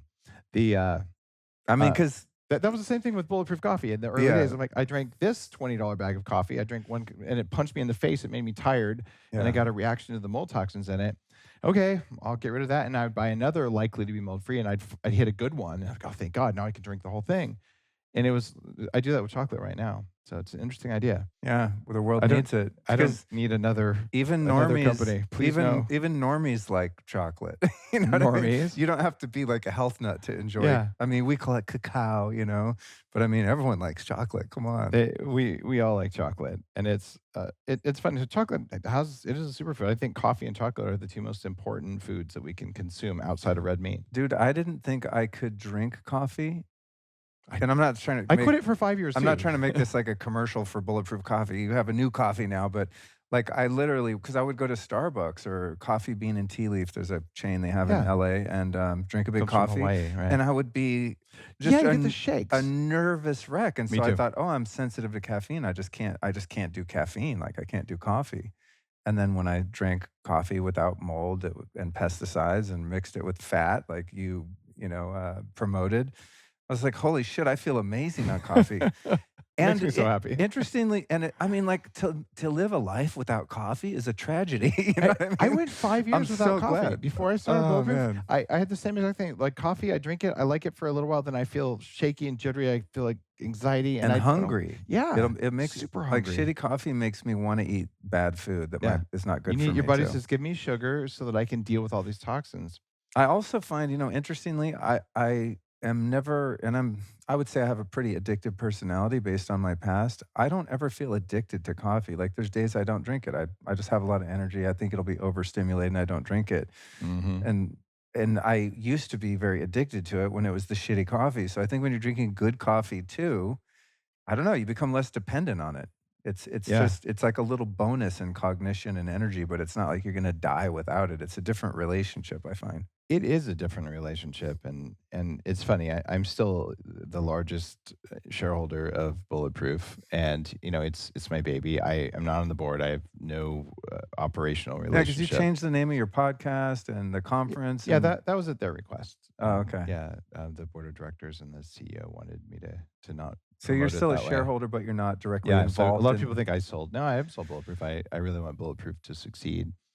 But I'm just like I'm not involved there. But yeah, they I didn't would. get pissed when you made a new coffee company? Um, you know, it's kind of weird because my plan was I need a functional coffee at Upgrade Labs. And it's necessary for people to do some of the hacks that we're doing. This is a franchise that's opening all over the country with dozens of locations. What's the timeline on that, by the way? Oh, it's already opening. We have the ones in LA, and I don't know exactly which cities are going to first, but there's I don't know the exact number, but we'll say at least a dozen lease applications going in around the country for people who are in the process of opening. Oh, cool. And we've got like every day more people are going to own in upgradelabs.com, and they're saying, I want to do one in my city. What's it going to take? And I have the whole team. In fact, my head employee there opened the first several hundred Orange Theory locations. So I have like a very Oh, experienced team awesome. who knows how to do it because it's hard to run a biohacking facility. Lots of people were inspired by Upgrade Labs in LA and said, I'll just, buy a couple pieces and open one. It's very hard to make money doing that. It took me about 8 years to be comfortable to franchise it, but I feel really good about it now. Going back to coffee. So uh, I wanted a coffee there, and it was actually Bulletproof's request. They said, we don't want you to do Bulletproof coffee there. Or bulletproof supplements, and I was a little surprised, but I honored their request. Still, I needed the Upgrade Lab supplements and the coffee, so I went in a different direction anyway. Like this isn't like a knockoff coffee at all. Like I drink like bulletproof decaf. I use bulletproof MCT oil and collagen and inner fuel and all that stuff still. So what Danger Coffee though is it is tested to my current top mold testing, and it says right on the bag, mold tested. And you should check whatever brand you're into to see if it says mold testing, because some companies have started just saying clean, but you don't necessarily know what clean is. And also, even if a batch of coffee was tested, if it's not tested continually, then Yeah. the farm down the road could have had some extra beans and not dried them right or whatever, and created Yeah. mycotoxins, and you're just going to bag it up. And Yeah, you have to so, do the right amount of testing and all yeah, that stuff. But what's very different, and I actually filed a patent on this with danger coffee is that it has a very large dose of trace minerals and electrolytes in it.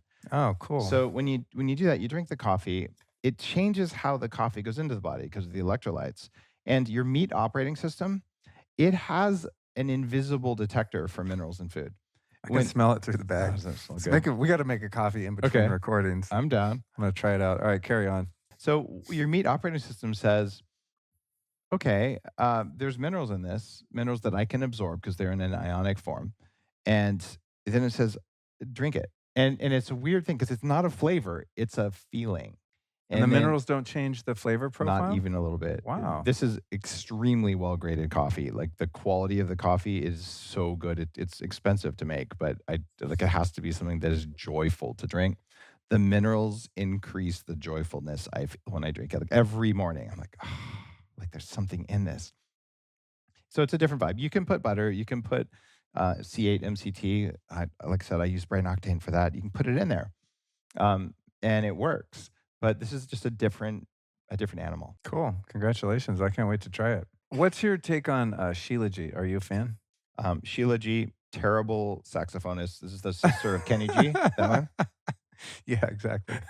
By the way, dad jokes are a sign of high But intelligence. hey, man, we have plenty of dad jokes. Sometimes we keep it clean, sometimes we don't. We like to mix it up. All right, so But I Sheila love G. Sheila G. And again, one of those things you want to make sure is tested, right? I was Because gonna say, I have some issues. I've tried it over the years, and there's kind of two ways of getting trace minerals like that. One of them is through humic and fulvic extracts that mostly come from compressed peat moss, and the other one is shilajit. And shilajit is we're not quite sure where it comes from, but it squirts out of rocks in the Himalayas and a couple other places. But there's widely varying compositions of it and widely varying amounts of heavy metals and things like that. So I've found that you get a broader spectrum from using humic and fulvic biomass from peat than you do from getting shilajit, and I think the supply is much more accessible there. But I think either way, you want to get your trace minerals. And years ago when I started Bulletproof, I've tried every performance enhancer on the planet, basically that's not highly dangerous. I could never get the kick from the different brands that I tried. oh, Sheila G? Really? Yeah, That's funny. I yeah, find it noticeably you do. potent. Yeah. That's because you were a vegan. Yeah. Seriously? I wasn't vegan. I didn't have Oh, that kind of you were discipline. vegetarian? I basically lived off pizza and pasta Okay. for 10 years. Well, Yeah. whatever you did that rotted your teeth, Yeah. you may just still be mineral deficient and you're still getting your sufficiency up. Yeah. Another thing that's weird about Shilajit, and I heard this, kind of in the rumor sphere, was that it will potentiate any kind of psychoactive substance that you take. And so started using it in conjunction with microdosing, psilocybin, LSD, et cetera. And you really do have to be mindful because it does potentially. I don't Yeah. know the science on it, but it I, said if you take some Shilajit, if you're going uh on a journey or something yeah. like it potentiates. It's what I haven't done, but I have noticed in microdosing that it takes less of the substance to stay Hmm. sub-perceptual. Like you can go above perceptual if you take a grip of Shilajit with a microdose.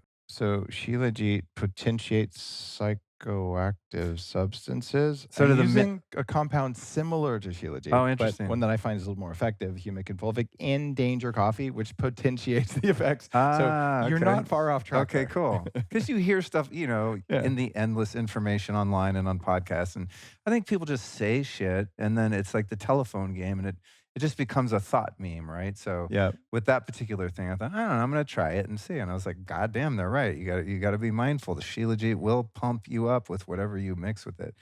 All right, I want to cover a couple more things. Oh, back on the trace minerals. What are your thoughts on Quinton minerals? The Oh, like the sea seawater? solution. Uh-huh. It's actually really cool. It's an unusual and relatively expensive delivery mechanism. And for listeners, if you've never seen the Quinton minerals, it's a glass ampule that you snap the end off of and drink kind of as a shot, and it's purified and sterilized seawater. And it's funny because your body is made out of seawater. You have exactly the salinity of the ocean. And the ocean has exactly, at least the unpolluted ocean, has exactly the right ratio of trace minerals for your body. So this is another way of getting trace minerals in, and it's also a way of getting electrolytes in. You'll find a similar kind of feeling if you do something like Danger Coffee. Anything that's getting trace minerals in a form you can use, which is Right. why Versus Quinton is dissolved interesting. rocks. Yeah, dissolved I rocks are think less like useful. sometimes I go to CVS or something and you know, I try to avoid the supplement section. I mean, thank God it's there. People are trying, right? But you see like the mineral section and it's just ground up rocks, The basically. calcium Yeah. carbonate, yeah, that's not gonna work. All that You stuff. know Yeah. what, though? It's I like, actually am very happy to buy calcium carbonate at CVS. to clean your dishes or something? No, it's because it's what binds with oxalic acid to form oxalate crystals. So Oh, if you were going to cook kale or spinach, you need to put a couple of those in there and melt them into the water that's to cool. crystallize out the oxalates so then you can eat the green mush that's left, which, by the way, costs more per calorie than Wagyu ribeye. Yeah, yeah, I've heard you talk about that and something I've talked about with Daniel Vitalis. And, I don't care if people eat animals or not. Like we were talking about in the beginning, whatever makes you happy if you're not hurting other people, like go nuts. But if you think about an acre of land, like the deaths per calorie, right? Of Oh, like to grow enough yeah. kale or potatoes or whatever it is, like how many creatures have to be killed to get a plate full of food that's equal in calorie to a steak versus that one death. I'm pretty sure I introduced that concept. I never saw it written Well, about it's before. a good concept. Well, it wasn't Yeah. that I invented it. It was that on that same trip when I first had yak butter tea, Yeah. that was my introduction to what became bulletproof coffee. I was studying at monasteries with monks, and one of the rules was no killing. And so I asked the head lama, and Tibetan Buddhists love arguing. Like it's how they learn and it's how they maintain calmness in the nervous system while being challenged. Like that's part of the state they're looking for, equanimity. So I'm like, hey, you say no killing. You have on your prayer pole a yak skin. So you're a hypocrite. And he starts laughing. He goes, one death feeds everyone. And I had just gone off being a vegan, like a raw vegan before that trip. I'm not going to be a raw vegan in Tibet Uh, eating like raw yak. Like there's nothing to eat here. It was his conversation with me that inspired me to write that first post about deaths per calorie and to talk about deaths per calorie oh, in the did you do a blog post about yeah, that at it some was on point? the No. bulletproof diet. The Oh, deaths okay, per that's calorie cool. here is the lowest anywhere, and I have not seen it written about before then, but maybe someone did. Yeah.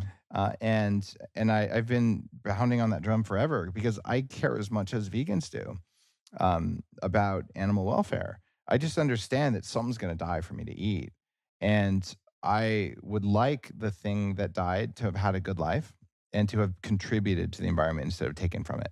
And when you look at what happens with grass fed agriculture, having been a farmer and done the work, there's no table scraps in my house. They're chicken food, right? Right, right. There's no wasted anything. The extra lamb, the fat from the lambs that you can't eat because there's too much of it and it's too strongly flavored, it gets fed to the pigs. And it makes the pigs are healthier and then their fat is healthier, right? Everything is a cycle and all of it is about making thicker and thicker and thicker soil. That's so true, I can man. get down with that.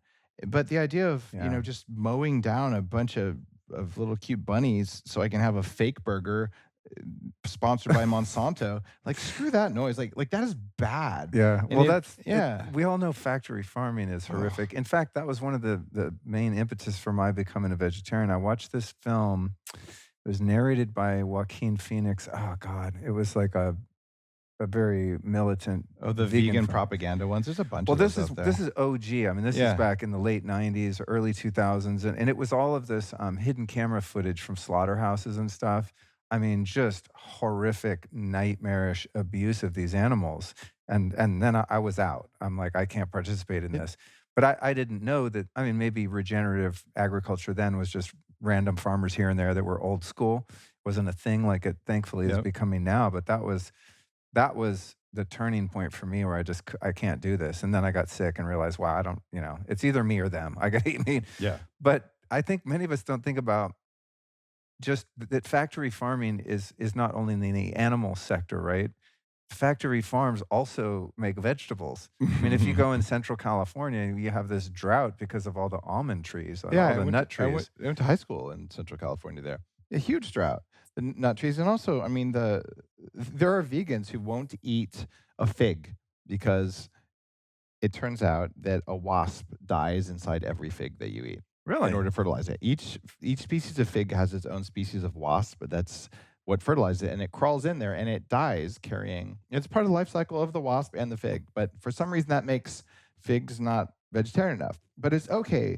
Are you being I serious? am being 100% serious. Oh, Okay, man. this is how militant the vegan movement. Okay, I was a vegan. Okay, like I'm, I wasn't one that said no figs, but I was very, very careful with being a vegan when I was, just enthralled with a story that wasn't reality. And also, it's okay to eat almonds, even though kabillions of honeybees are enslaved and die to make almonds. They have these crates of them that are really abused and just moved around instead of being treated in a much better way. And it affects the bee stress and all this. That's okay because bees aren't as cute as bunnies.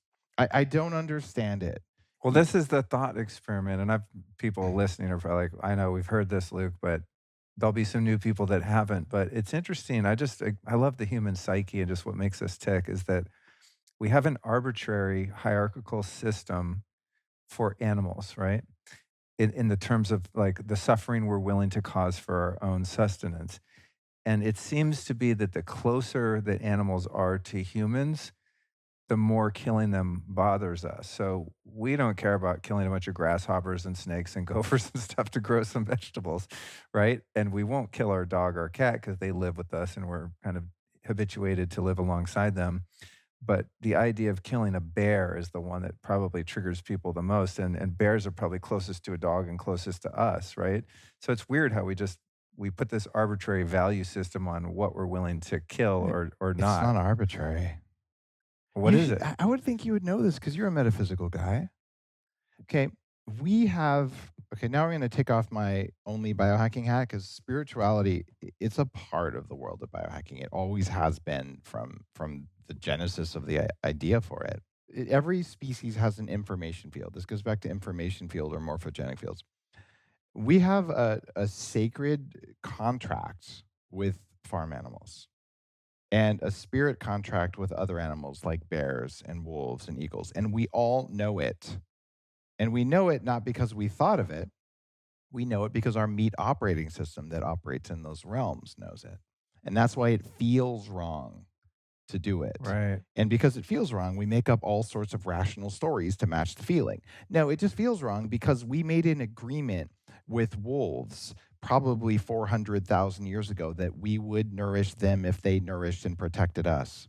And we made the same agreement with cows and with sheep and with pigs and with other food animals. And they signed off on that contract the same way that we did.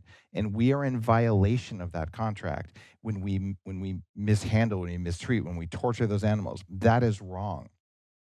It's also wrong to not allow those animals to do their sacred duty to nourish us because there would be no domesticated pigs, there would be no dogs, there would be no house cats.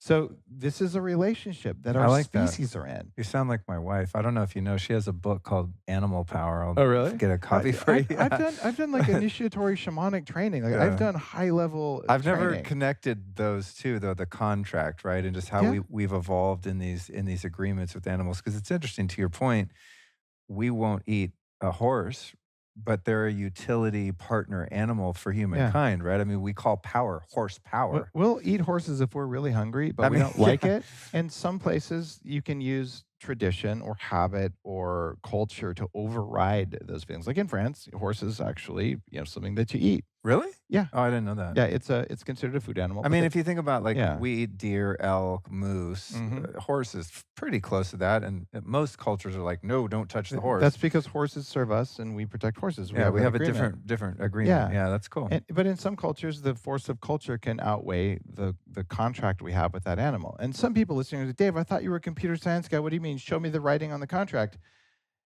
Take the right plant medicines, do the right neurofeedback, or study the right lineages, fast in a cave, do a sweat, be curious, and maybe you too can become aware of this. Or you could do what I did. Maybe you should make a regenerative agriculture farm and you should tell the sheep that it's time and watch them walk towards where they're going to be butchered without having to be led. And you tell me that that's not real. Wow. Damn, son. I want a few more things covered here in this conversation, my friend. There's a bunch of things I just want to catch up with you on. I'm going to save till the end if we have time. Let me check my time. Okay, we're getting good, and they'll be fast. Just shit that I learned from you, modafinil and stuff. I want to just get your current take on a couple of those. All right.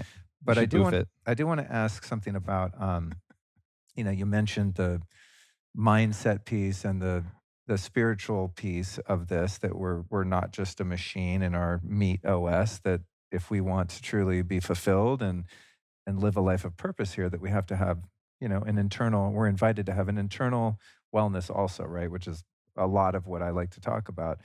Something I've observed over the years within myself and I've worked on and I think made a lot of progress with is in terms of all of the physical biohacking stuff is the tendency to self-obsess and almost use all of the practices and habits and hacks as as a form of escapism, right? From not wanting or being able to actually just be truly present with oneself or deal with the deeper underlying issues that we have emotionally. So, for example, if something's on my mind and I know that it needs to be resolved, say in a relationship or just some emotional thing that I need to work through. I mean, I hopefully don't do this anymore, but at a certain point, I became aware that I'll essentially run away from the things that I don't want to deal with or face by, going on the exercise bike and the red light thing, taking an ice bath, taking a sauna, doing all the things, taking all the supplements, making the smoothies, making a meal, like all of this time and attention going into the fortification and preservation of the physical body, which in and of itself is a positive thing. But what about when those practices start to become an escape? Does any of that What make sense? It makes great sense. What part of you is doing the running away? Yeah, I'm not doing it currently, Okay, because what I part of you became aware of it. was? Yeah, I think, just not wanting to feel discomfort, Okay. So when you say you right? Say became there's something on one's mind, there's yeah, a conflict in a relationship or something unresolved, and it's like, "Oh, we don't wanna think about that because it's an uncomfortable, maybe okay. negative emotional state." That kinda thing. When you say you became aware of it, what part of you was hiding it from your awareness? I would say the ego, right? The operating system that is trying to keep the body alive There you and go. doesn't wanna feel anything It uncomfortable. both of the things It you doesn't wanna be described there. threatened Yeah. by It that. it's the meat operating system both times that was causing it. Oh, The right, right. escapism, right? That not being aware of it and then not wanting to face it, those are basic survival mechanisms from your body. Your body's saying it takes energy to face these things. If you use energy, you might not have enough energy later. You're lazy, right? And it feels like there's not enough energy because there probably isn't because your metabolism doesn't work very well because you're eating the wrong stuff because you're out of shape, et cetera, et cetera. So it makes doing the awareness work feel as hard as going to the gym, which is why we don't do it, Right. right? Right. So there's a couple ways you can make the operating system desire to do this. The easiest way is the laziness principle in Smarter Not Harder, where you're like, oh, the operating system likes lazy stuff. I'm going to remind it that I'm saving a bunch of time with this more effective method. Therefore, it'll want to do it because it looks at savings as being more effective than work. That's why coupons feel so big. Look, it was on sale. I saved $100. Right. Like it felt like you saved $500, but you only saved $100. It's the feeling there that matters. So what's going on with all that stuff? Yeah, it's easy to use this as a distraction, but the cool thing is do it anyway. So here's what happens. If you make biohacking your distraction instead of Netflix, over time, you will increase your body's resilience and energy production capacity. One day, you're going to wake up and your body's going to have so much energy that doing the awareness work doesn't feel insurmountable. And then you'll do it. And then you'll realize, oh, that's a pattern. And then you'll do the work to fix it. And you're on a different path. And that's why the last couple of chapters of Smarter Not Harder are about spiritual stuff, the thing Yeah, that and works most I effectively noticed there. that. I was hoping you were Yeah, gonna wrap it in there, and you did, thankfully. you Yeah. got it. I was reading your mind using my Yeah. my cow Well, brainwaves I from think those of earlier. us that have been around for a while, you realize like you can get abs and still hate your life. You know what I mean? It's just like being physically healthy in and of itself, aside from the extra energy that you just described that you get to then do the work. But there's no amount of health that in and of itself makes your problems go away. Emotional It problems, just makes it easier Yeah. to face them, or it makes you kinda like modafinil, which you also wanted me to weave in. Yeah. Uh, I warn people, when you take modafinil, it makes you more of what you are. So if you're a dick, you're gonna be a big dick on modafinil, for real, Yeah. right? So if you're also working on, your awareness and patterns like that, It'll make you more aware. So you have to be careful because if you're just a total jerk, you can just be a big jerk. And the same thing comes with, if you're just, absolutely trauma driven and obsessed and reactive, and you use that to get in good shape and to have a ton of energy. By the way, most people don't have a ton of energy when they use trauma to get in good shape. They're burned out. But let's say that you're one of those people who has lots of energy and you're still traumatized. You'll be a high energy chaos machine. And it's Right. not going to end well. What happens usually is, as you well know, at a certain point, you hit rock bottom. This happens with addiction. I have a friend in the space who's going through it right now. Has been arrested multiple times. And it's like at a certain point, you hit a rock bottom that's hard enough that your meat operating system realizes it's a survival thing. And then it grudgingly parts the veils of awareness and shows you what's really going on. And then you do the real deep work to heal the trauma that was behind the addiction. Yeah. And it's hard because until that happens, you know this because you've been an addict and you have friends who've been addicts. They'll look you in the eye and they'll lie. It's not even them choosing to do it. It's their meat operating system tells them Oh, whatever needs to be true for them to get more of their yeah. substance. And Yeah. then they believe that story and then they tell you right to your face and you know they're lying. And It's tragic. and Yeah. it's easy for us to think they're a bad person. They're not choosing to lie. Their operating system lies to them and they believe it. And they make up a story to make it true. And they tell you the story and they fervently believe the story. It's the same thing narcissists do. It's different than what sociopaths do, though. It's Because sad. It's sociopaths tragic. know they're being evil, Oh yeah, they're choosing but they it, do it and they anyway. and they get off on it. Yeah, yeah. Uh, That's why we make wood chippers. yeah. Yeah, Yeah. we're supposed to put Exactly. sociopaths in them. What's your current take on the topic of EMF in general? Is it worse than the general public thinks, or not as bad as us that are advocates for EMF safety thought?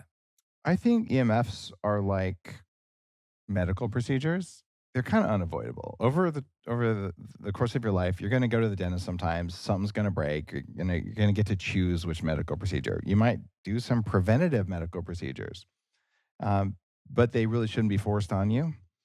Uh, EMFs are terribly useful.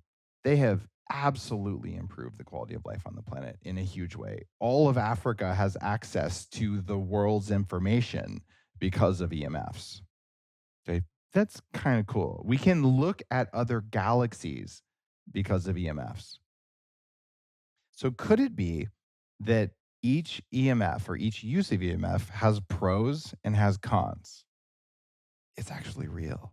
And so you will find people who are terrified of EMFs because they forgot the pros. And you will find many, many more people, especially in big tech companies, who are completely blind to the cons because if they admit one con, they will be sued as much as Monsanto is being sued right now. Right. Totally. Right.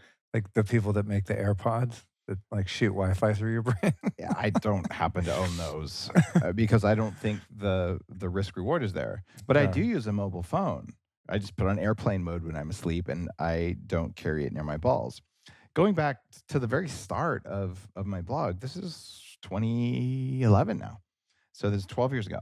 And long before that even, I put my cell phone in a pocket, like on and like in cargo pants against my right femur. And I never carried it in my front pocket next to my junk because that just seems, well, the studies are there. It's a bad idea.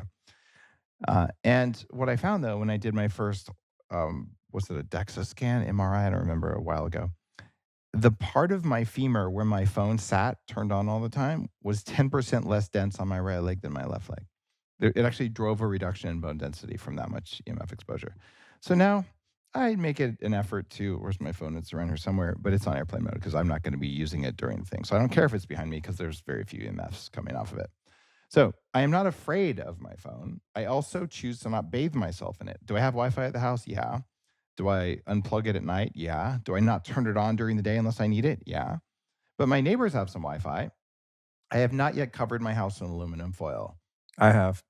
Oh, by the way, Well, the bedrooms at least. okay, Yeah. I did when I lived in the Bay Area. I had built a Faraday cage that my office was at, which is kind of what you're describing. Yeah. In a neighborhood with a lot of Wi-Fi, I would, or if I was in a high rise, God, hell yeah, I would.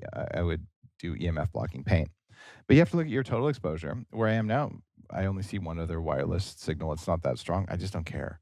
I'm getting wireless from the sky. There's HARP going on in Alaska. It's unavoidable. Yeah, you know about HARP? That's funny. Oh yeah, I know about all the crazy stuff. Known about HARP for 20 years.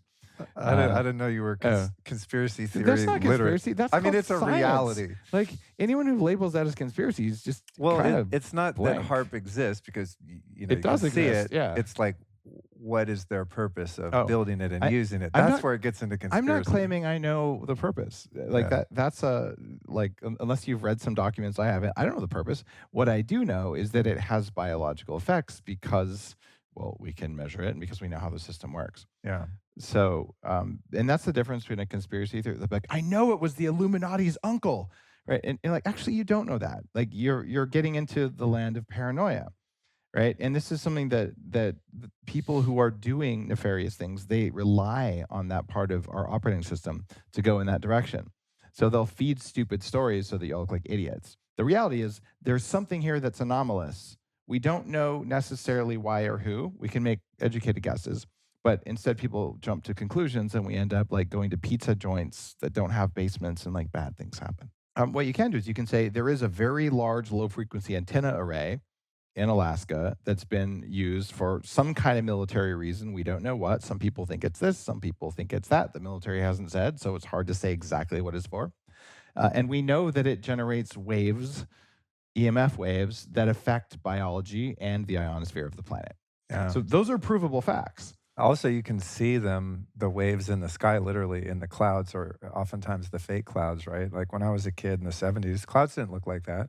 They Yeah, weren't like waffles, you know what yeah, I mean? clouds sure have changed a lot, but and so what they'll say it's conspiracy theory stuff, but you just have to understand the fact that something's happening that's anomalous is different than knowing exactly what it is. And when you Totally. claim to know, you're feeding the bad guys. Totally. Right. Absolutely. That's the whole QAnon like fantasy world Yeah. conspiracy.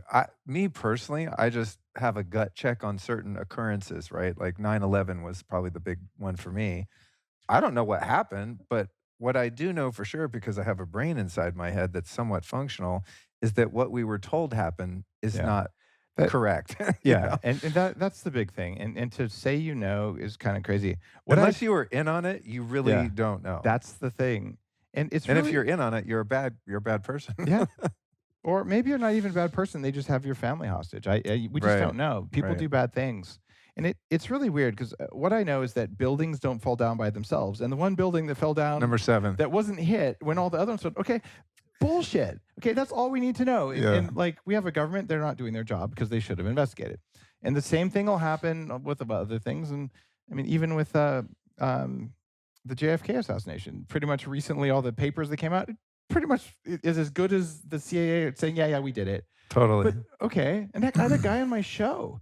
This is one of the most profound things that ever happened in 1,000 episodes. This guy's the father of attachment theory named Daniel P. Brown. He's also Harvard's leading expert on hypnosis. And I'm just interviewing him about attachment theory, and he's like, "Oh yeah, I spent 100 hours with Sirhan, which is the guy who killed was it Whoa. RFK, I think." Yeah, yeah. And he said, "Dave," and okay, this is near the end of Daniel's academic career. He's getting very old, and he said, "I know that he was hypnotized because when I did the standard hypnotic induction, he dropped into a crouch automatically and started talking about hit points on people and how long it would take to bleed out." He's like, he was programmed. The Manchurian Candidate is real. This is Harvard's top hypnotist. This you can't make this up. He's talking to me, right? Wow. And he goes, "We know when it happened. We know who did it. We know where it happened." And I'm like, mind blown. Like, they should do a documentary. He goes, "They did. Did a documentary in the 80s. They took out my 8 minutes in the documentary and they audited my taxes for 7 years." Oh my Okay. god. Guys, I'm pretty Damn. sure something other than what we've been told happened. I don't know what it is, but that was direct evidence, as direct as I know how to make it. Yeah. So, okay, there's all sorts of stuff we don't know about in the world. There's bad people doing bad things. There's also good people doing good things, some of which are visible. Thanks for the stuff you're doing, and some of which is entirely invisible. And I know some of those people too. So, yeah, the world's always been like that. There's bad people, there's good people. But don't be someone who feels like you know more than you know, because that's dangerous. Yeah. I like what you said too, that it discredits people that are making honest and legitimate inquiries to find out what's happening, right? It's like if Yeah.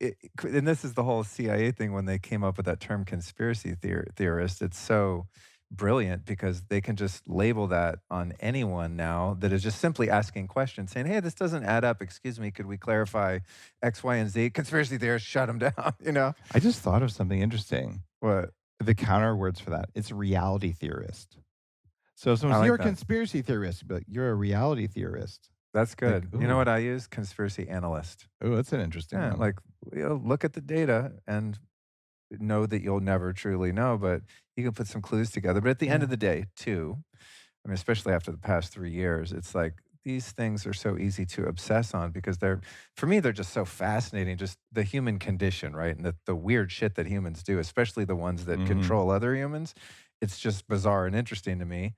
But the fear side of it is where I think it gets deleterious to our well-being because these things that we're theorizing are totally out of our control. Like You you're not going to stop the CIA from doing MK Ultra because you post about it on Instagram.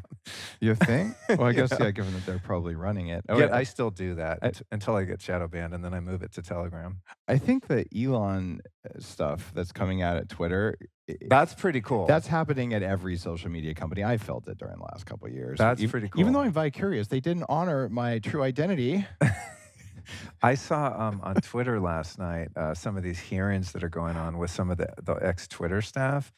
I mean, it was very satisfying to just see them Oh. squirm and just get grilled. Now, who knows if there's actually going to be prosecution and any accountability? If you can't prosecute them, they're indemnified for the work they did at Twitter. And basically, they were Ugh. bad people doing a bad job, not being held accountable. That one lady who just did whatever one political party wanted because she had the power inside the company, that is a bad human being by my measure Yeah, of good and bad. yeah. And she probably thought she was getting even with someone or some sort of trauma response. I don't know what it is, but that was a destruction of basic human liberties on a scale that's kind of disturbing. Very But disturbing. all of this stuff about conspiracy theory, like, what does that have to do with your book? The reason conspiracy theories work is they're taking advantage of your meat operating system. There's now enough evidence to understand your body will make some things look and feel bigger and better than they are. And it'll make some things look less attractive than they actually are. It modifies the reality that you see and feel based on what it wants you to do. But if you have enough energy and you have the training, you also, as the slower but wise human sitting inside the system that's doing that to your reality, you have the ability to choose if your energy is high enough. And if your energy is low enough because you're mineral depleted because they just took away the most important animal foods on the planet. By the way, that if they succeed in trying to Why remove. are they trying to go after eggs? Oh, because it's a cheap source of protein. If you starve people of protein and minerals, they're highly programmable because you Okay, can't. It puts the meat operating system in charge instead of the human. got it. Like that's why it's called danger coffee. Because who knows what you might do when you have enough minerals. I mean, you might tell a bureaucrat that you're going to eat eggs even if they don't want you to. Oh And if man. that fails, you might eat the bureaucrat because they're made out of protein. Like that's why they don't want you to have eggs because you might do what you want to do. And so I'm all over people understanding you have a system in you that runs for a third of a second before you get to sense reality, and it changes the reality you sense, and it's not always right. Government agencies and marketing firms have known this for a long time, and they call it PR and they call it marketing. And you can use marketing for you and you can use marketing against you. The laziness principle in here is using marketing for you that you're in charge of. Hey, save $100 on this pair of shoes. Meanwhile, you're really spending $300, but the savings was so attractive you did it.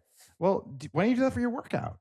Like that's what this is biohacking. What hackers do is we take closed systems that are probably doing bad things you don't know about and we rip them apart, we break them and we make open systems that put us in charge of our own stuff. And that's why it's called biohacking, not something else, because I am a computer hacker. We did that with operating systems. Linux is actually enabling this conversation right now. It's open source from one man, Linus Torvalds, who got pissed off that Microsoft wouldn't tell him what was going on in their software. So he wrote his own and he got hundreds of thousands of people to help. This is what we're doing in biohacking right now. That is why it is called biohacking. That's why I named it that. I want to ask you a couple closing questions that are just things that I mean I could probably ask you at dinner, but then no one else would hear it. So you were one of the first guys, maybe the first guy I ever heard use the term smart drugs, right? And Oh, no, nootropics no, and things like I that. cannot take credit for that. Steve Folks was probably the first one. He wrote a But I newsletter. heard him on your Yeah, podcast. but he wrote a newsletter that you would buy through the mail because there was no internet. It was called Smart Drug News in the '80s. Really? And in fact, I found old versions of that on the pre-Google internet, on Usenet, and I downloaded it, and it changed my life. If Steve Folks had not written all those articles, I would not have spent $1,200 on European smart drugs that turned my brain on enough to save my career. And I've thanked him for it personally. And when he got to be my mentor, I was like, holy crap. Steve Folks, Yeah, Fowkes. and you've got what, at least 2 episodes, I think, on your show Yeah, with him maybe three. back Yeah. in the feed. Yeah, He's still a he's friend. interesting guy. But getting tapped into that also probably made my productivity and just success in general grow Oh, exponentially. so good, Luke. I I remember we mean, talked about that when we used to do yeah, our coaching because calls together. Yeah. yeah, because man, it's like I did a lot of damage to my You did. brain. I mean, I started using drugs when I was in elementary school, you know? I mean, like real drugs, not just smoking weed. I was fucked when I got sober. I couldn't put words together. Still sometimes I struggle with that. But modafinil, but things like modafinil, you know, I never heard of that. So I'd go online and get it from India or whatever and found my a good dose, which for me is like a quarter tablet is Yeah, I like plenty. 50 milligrams is good for me. Yeah, Yeah. 25, and it's, you know, I've never gotten addicted to it. I forget about it. Sometimes I forget about it and go, "Oh, man, I should have had a modafinil." Right. You know, I needed to really be, focused. But there's something else that I learned about from you, and Bulletproof used to make it, and I forget the name of it, but it had phenibut. Yep. Uh, GABA, It was called GABA wave. GABA wave. I loved that stuff, and then you guys, I think it was It, not it appreciated that you were, selling it or there's something? kind of a regulatory gray zone where it's legal, but they don't. It's not illegal, but no one has expressly blessed it. So the regulatory view towards that had shifted from when I first launched it. So it didn't make sense for us to do it anymore. And since that time, some more info's come out about this. Phenibut is what it's called, and it's just GABA, the amino acid that is also a neurotransmitter that's responsible for calming the brain. But when you add a phenyl group to it, which is a basic biochemistry molecule, it makes it much longer lived and it crosses the blood brain barrier, especially the formula that I made. It was liposomal. So Oh, that's it why it was works so it was well. magic. Because I have a big jug of the powdered, Doesn't work. Phenibut, and it's nice. I only Yeah. take it every once in a while. I've noticed if I've taken it too often or take too Yeah. much, it has side effects. Oh, it's But I didn't know actually yours was liposomal. That's why it yeah. was so good. It also tasted like ass, did it not? It wasn't great, Okay, there's a reason for that. but it felt good. It did feel good. But here's the issue with Phenibut is that the half-life is something like 72 hours, if just from memory. So this means if you take it every day, it's not going to work. So that was why it came in individual vials, and you only got enough to take it every other day. Like it was really carefully dosed. And when people take it every day, it tends to build up and build up and build up because you realize it's there for 3 days. So if you keep taking it, you just get more and more and more. Because half-life doesn't mean it's gone in 72 hours, it means half of it's gone. So you end up getting incredible doses. And that I've seen some, at least anecdotal occurrences, that that's not a good deal. I've heard And stories that of you people, could get yeah. hooked on it. So I don't want Yeah. that to happen. Yeah. So once that data came out, I was like, you know what, this is something. Even though I've put some protections in place to make sure that people use it responsibly, when the regulatory issues changed, I said no. So I just warned people. That's one that can radically improve your sleep, but it's like a once a week kind of thing. Yeah. And if you're starting to rely on it every night, you might have a problem. I agree. Thank you for tapping on that. And if you ever make any of the good stuff on the down low, let me know. Underground Another thing Phenibut. I heard about from you was Depronil. Oh, that's And an this is old line smart drug. It's so good, right? yeah, But and I not forgot. if you're on ayahuasca. Very important. You could die from that. Noted. I don't have any around, but I was using it periodically for a I couple love of the years. stuff. Yeah, it's very mood elevating. What I understood about that is that it was a Parkinson's drug and basically increased your dopamine production. I just noticed it put me in a good mood. I mean, that's it. It's actually, it has been used for Parkinson's. It's actually an antidepressant, an old school antidepressant, Oh, an okay. MAO inhibitor. And That's why you don't mix it with DMT. yeah, DMT has enough MAO inhibitors in it, but if you Right. fully inhibit MAO and you take DMT, you get a serotonin crisis, and literally it could kill you. Rapid heart rate, Wow. exploding arteries, like bad stuff. Okay. So you have to be really careful. But low dose Deprinyl, like microdosed almost, is something I wrote about in my anti-aging book in Superhuman. It's something where it increases the receptivity of the dopamine receptors in your neurons, which is why it Ah, works okay. for. But that's why you liked it, because you have a history of addiction. Yeah. So you already have issues with dopamine receptors. So the reason you like your cold plunge so much is because you have a dopamine problem, That's why I right? do it more than any Yeah, person I know, and I'm in Austin where everyone does ice baths. totally. And you're 52. So what that means is if you were to do in your 50s either 2 or possibly 3 drops of liquid Deprinyl a day, it's going to be a profoundly effective neurologically protective thing for you that makes you happier and makes you live longer. So it's one of those anti-aging drugs that few people talk about. The generic is selegiline, but it's Right, super right. important. I It's mean, it's also kind of one of those gray zone, like, dark web things, like, you can't go no, on it's a. prescription. You get prescription Oh, you Sledgeling. can? Yeah, Oh, well, I went on the dark web and got it.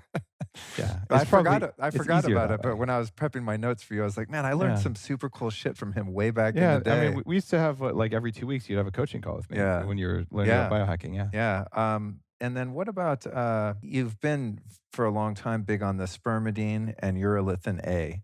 Yeah. Are you still into Oh, those? totally. So I couldn't buy spermidine, and I knew all the studies on anti-aging. I mean, it is a big thing. So when I was writing Superhuman, you couldn't buy spermidine in the US, but you could buy probiotics from Japan that raise spermidine. So I bought those, and they don't even have English writing on them. And I was taking that, and I had some lab grade spermidine that tasted like its name. It was gross. So I was trying to raise that so I could live longer. And then finally, after the book came out, a company came around that marketed spermidine in a concentrated form in the US, which is really, really cool. And even now, Brian from Kernel has been making the waves lately, talking about his radical anti-aging program. I'm like, oh look, there's spermidine and collagen protein in there. Like, yeah, go Brian. This is amazing. What you'll find is that spermidine is it's a mitochondrial enhancer, so it makes you actually perform better and it makes you live longer. So okay, I'm down. I will take spermidine most days for the rest of my life because I want a very long life and I want to feel good the whole time, and I can afford it. It's not cheap. It's not Yeah. expensive compared to what it used to be. It was $200 a vial when I started Really? taking it. Now it's like whatever, $50 for a month's supply. But then we have urolithin A, same thing. 10 plus years of research, massive studies. You cannot eat enough pomegranates. And even if I ate the pomegranates, I don't have the bacteria that makes urolithin A, but it improves mitochondrial performance, improves cognitive performance, it's neuroprotective. These are just novel ingredients that magically do things in the body. So I love them both. They're part of the world of biohacking, and I help to usher them in. But the people who did the work were hardcore university scientists working for more than a decade to understand these molecules. Yeah, cool. It's what the Alright. drug industry should be if the petrochemical industry hadn't taken it over 80 years ago. Yeah, no shit. Well, that's good. I wanted to get updated on those because I take both of them. I feel great on Yeah. both, so It's but not cheap. I mean, let's face it, you yeah. could spend all of your money and time on biohacking. The reason I wrote Smarter Not Harder is to tell you if you only have $50 or $40 to spend, vitamin Dake, a multi-mineral, and your trace minerals, biggest bang for the buck of Yeah. anything you Well, could that's take. why I like you put Yeah. that, what was it called? The starter level, Yeah. after each chapter, there's recommendations on the categories. I think that's important. Last thing I'm gonna ask you here. What's your current, perspective on microdosing? Psilocybin, LSD, this kind of thing. Are you into it personally? Do you You know see what? people deriving benefit from it? A long time ago, I read a blog post for Bulletproof for this. I was an early voice chatting about that. In fact, I remember these huge debates with my team, probably in 2014. I'm writing this article about microdosing, and one of the employees was like, "You can't write about that. That's the same as being a drug dealer." And it was like really triggering for this person. Probably needed to microdose No, psilocybin. no comment. Maybe they're listening, but the idea there was actually, I was like, well, here Fox News is talking about it. Like this is something people are doing. And James Fadiman's work, I was aware of it, and so I decided I would just do it every day for a month, which is a little bit aggressive. And since then, it's become more and more popular. It does increase synaptogenesis via increasing BDNF in the brain, and you build new synapses in the brain. However, there are many ways to raise BDNF. That's why I have 40 years of Zen. You can use electricity, you can use exercise, you can use cold exposure, you can use a variety of smart drugs to do it. What I found was that for performance enhancement, I would rather have aniracetam, phenylpiracetam, and maybe a little modafinil, and maybe 1 milligram of nicotine and a cup of Danger coffee. And I am a great golden writing god, and I will write a New York Times bestseller. Like Is I that how you am, cranked out all these books? We had a well, call about that the other day. yeah. I'm like, "Dude, I've been working on 1 book in the time that you wrote 2 Well, books." I also run electricity over my brain to get into a certain state, and then it just flows in. It's really I forgot magic. about the racetams. I heard about that from you too, and, I find my secret sauce is piracetam. You just like the good old school paracetam. Yeah. There's a class of It's people who I love that. mean, it's Yeah. I did aniracetam, a couple of the other ones, but I have, like, a big jug of piracetam, and before interviews, I'll do, like, a teaspoon of that in water, and it absolutely gives me better verbal Yeah, acuity and word it recall, works. undeniably, This without being stimulated. I don't find it stimulating, I just those words that I'm like, where is it? Where is it?" It's like, "Oh, I'm right here," much more easily. Every brain responds differently to different racetams, and, I started out with piracetam for years. It was my favorite one, and then, I tried all the pramiracetams and oxiracetam and all these different flavors, and I ended up on if I want extra energy, phenylpiracetam is, like, very solid, but not as good as modafinil, but it works very effectively, and aniracetam increases memory IO. So for me, those 2, with or without modafinil, and I'm like, I am dialed in, and everything is at my fingertips. And I take a bunch of other cognitive enhancing herbs and stuff I've made and all this stuff. But when I do those, it's the words come. I can see the pictures in my head, and it's just better. But I also have a highly trained brain with 6 months and 40 years of Zen behind it, right?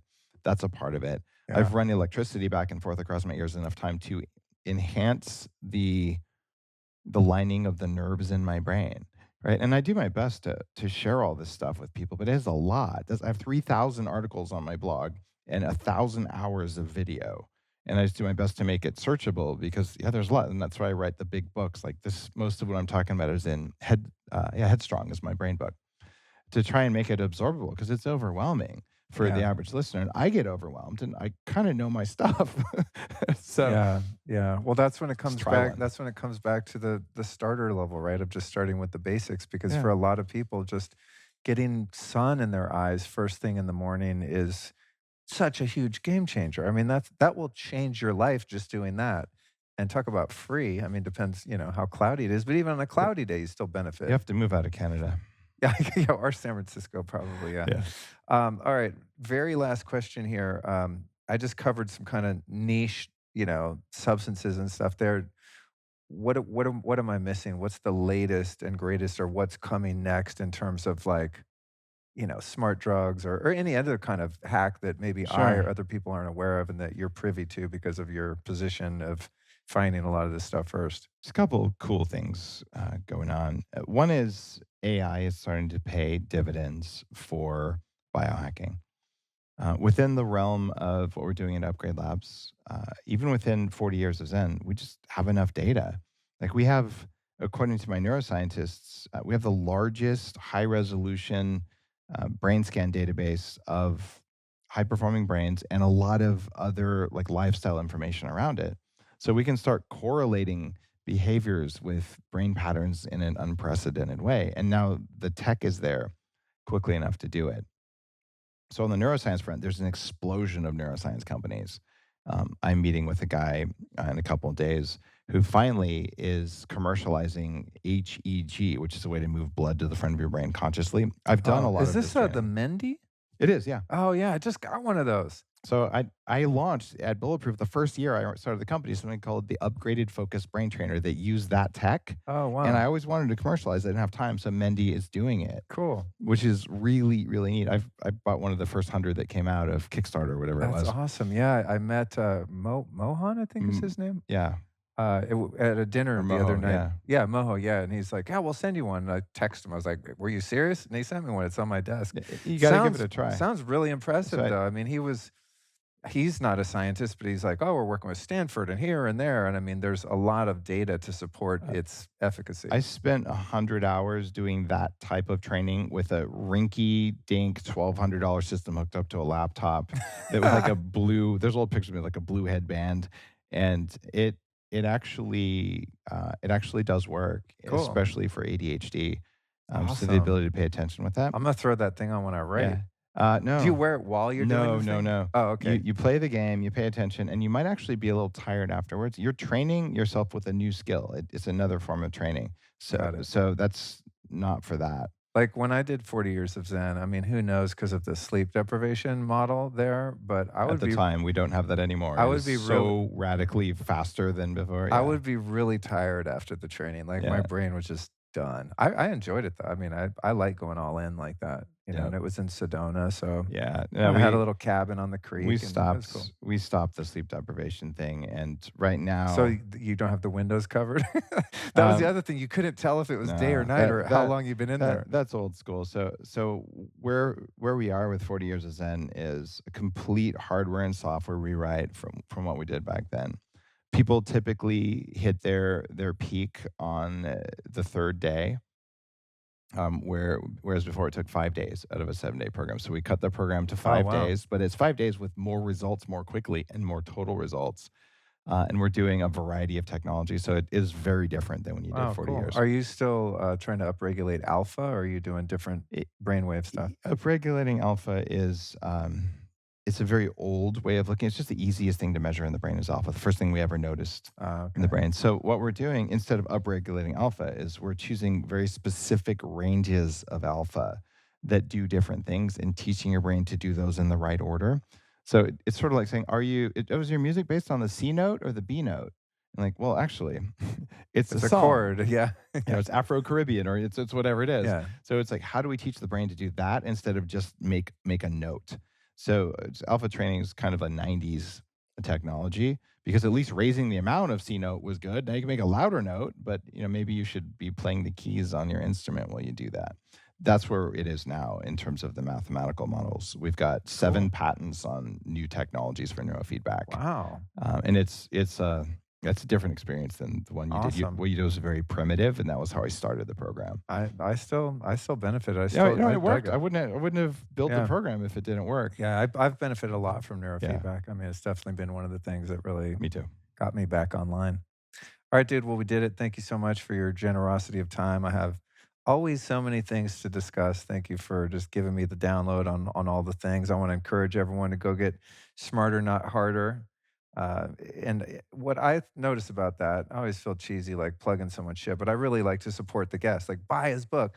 But I like that it's someone who has a lot of experience in this realm can still get something out of it because I was learning things and picking things up in there, and I'm pretty That that familiar with a that lot of that this. makes me feel good. No, you did coaching with me But when you were then, getting started. Like, you know a yeah, lot of stuff, maybe but more than many. but I Yeah. think someone who knows nothing about any of this could also pick up the book and have a way to navigate making some big changes. So thank It's you written for for that person. yeah. Yeah. So thanks for cranking out the books like you do. You're inspiring to me and so many people. Oh, thanks, Lee. So based on your productivity alone, you must be doing something right because you got a lot going on. So I appreciate it, dude. All right.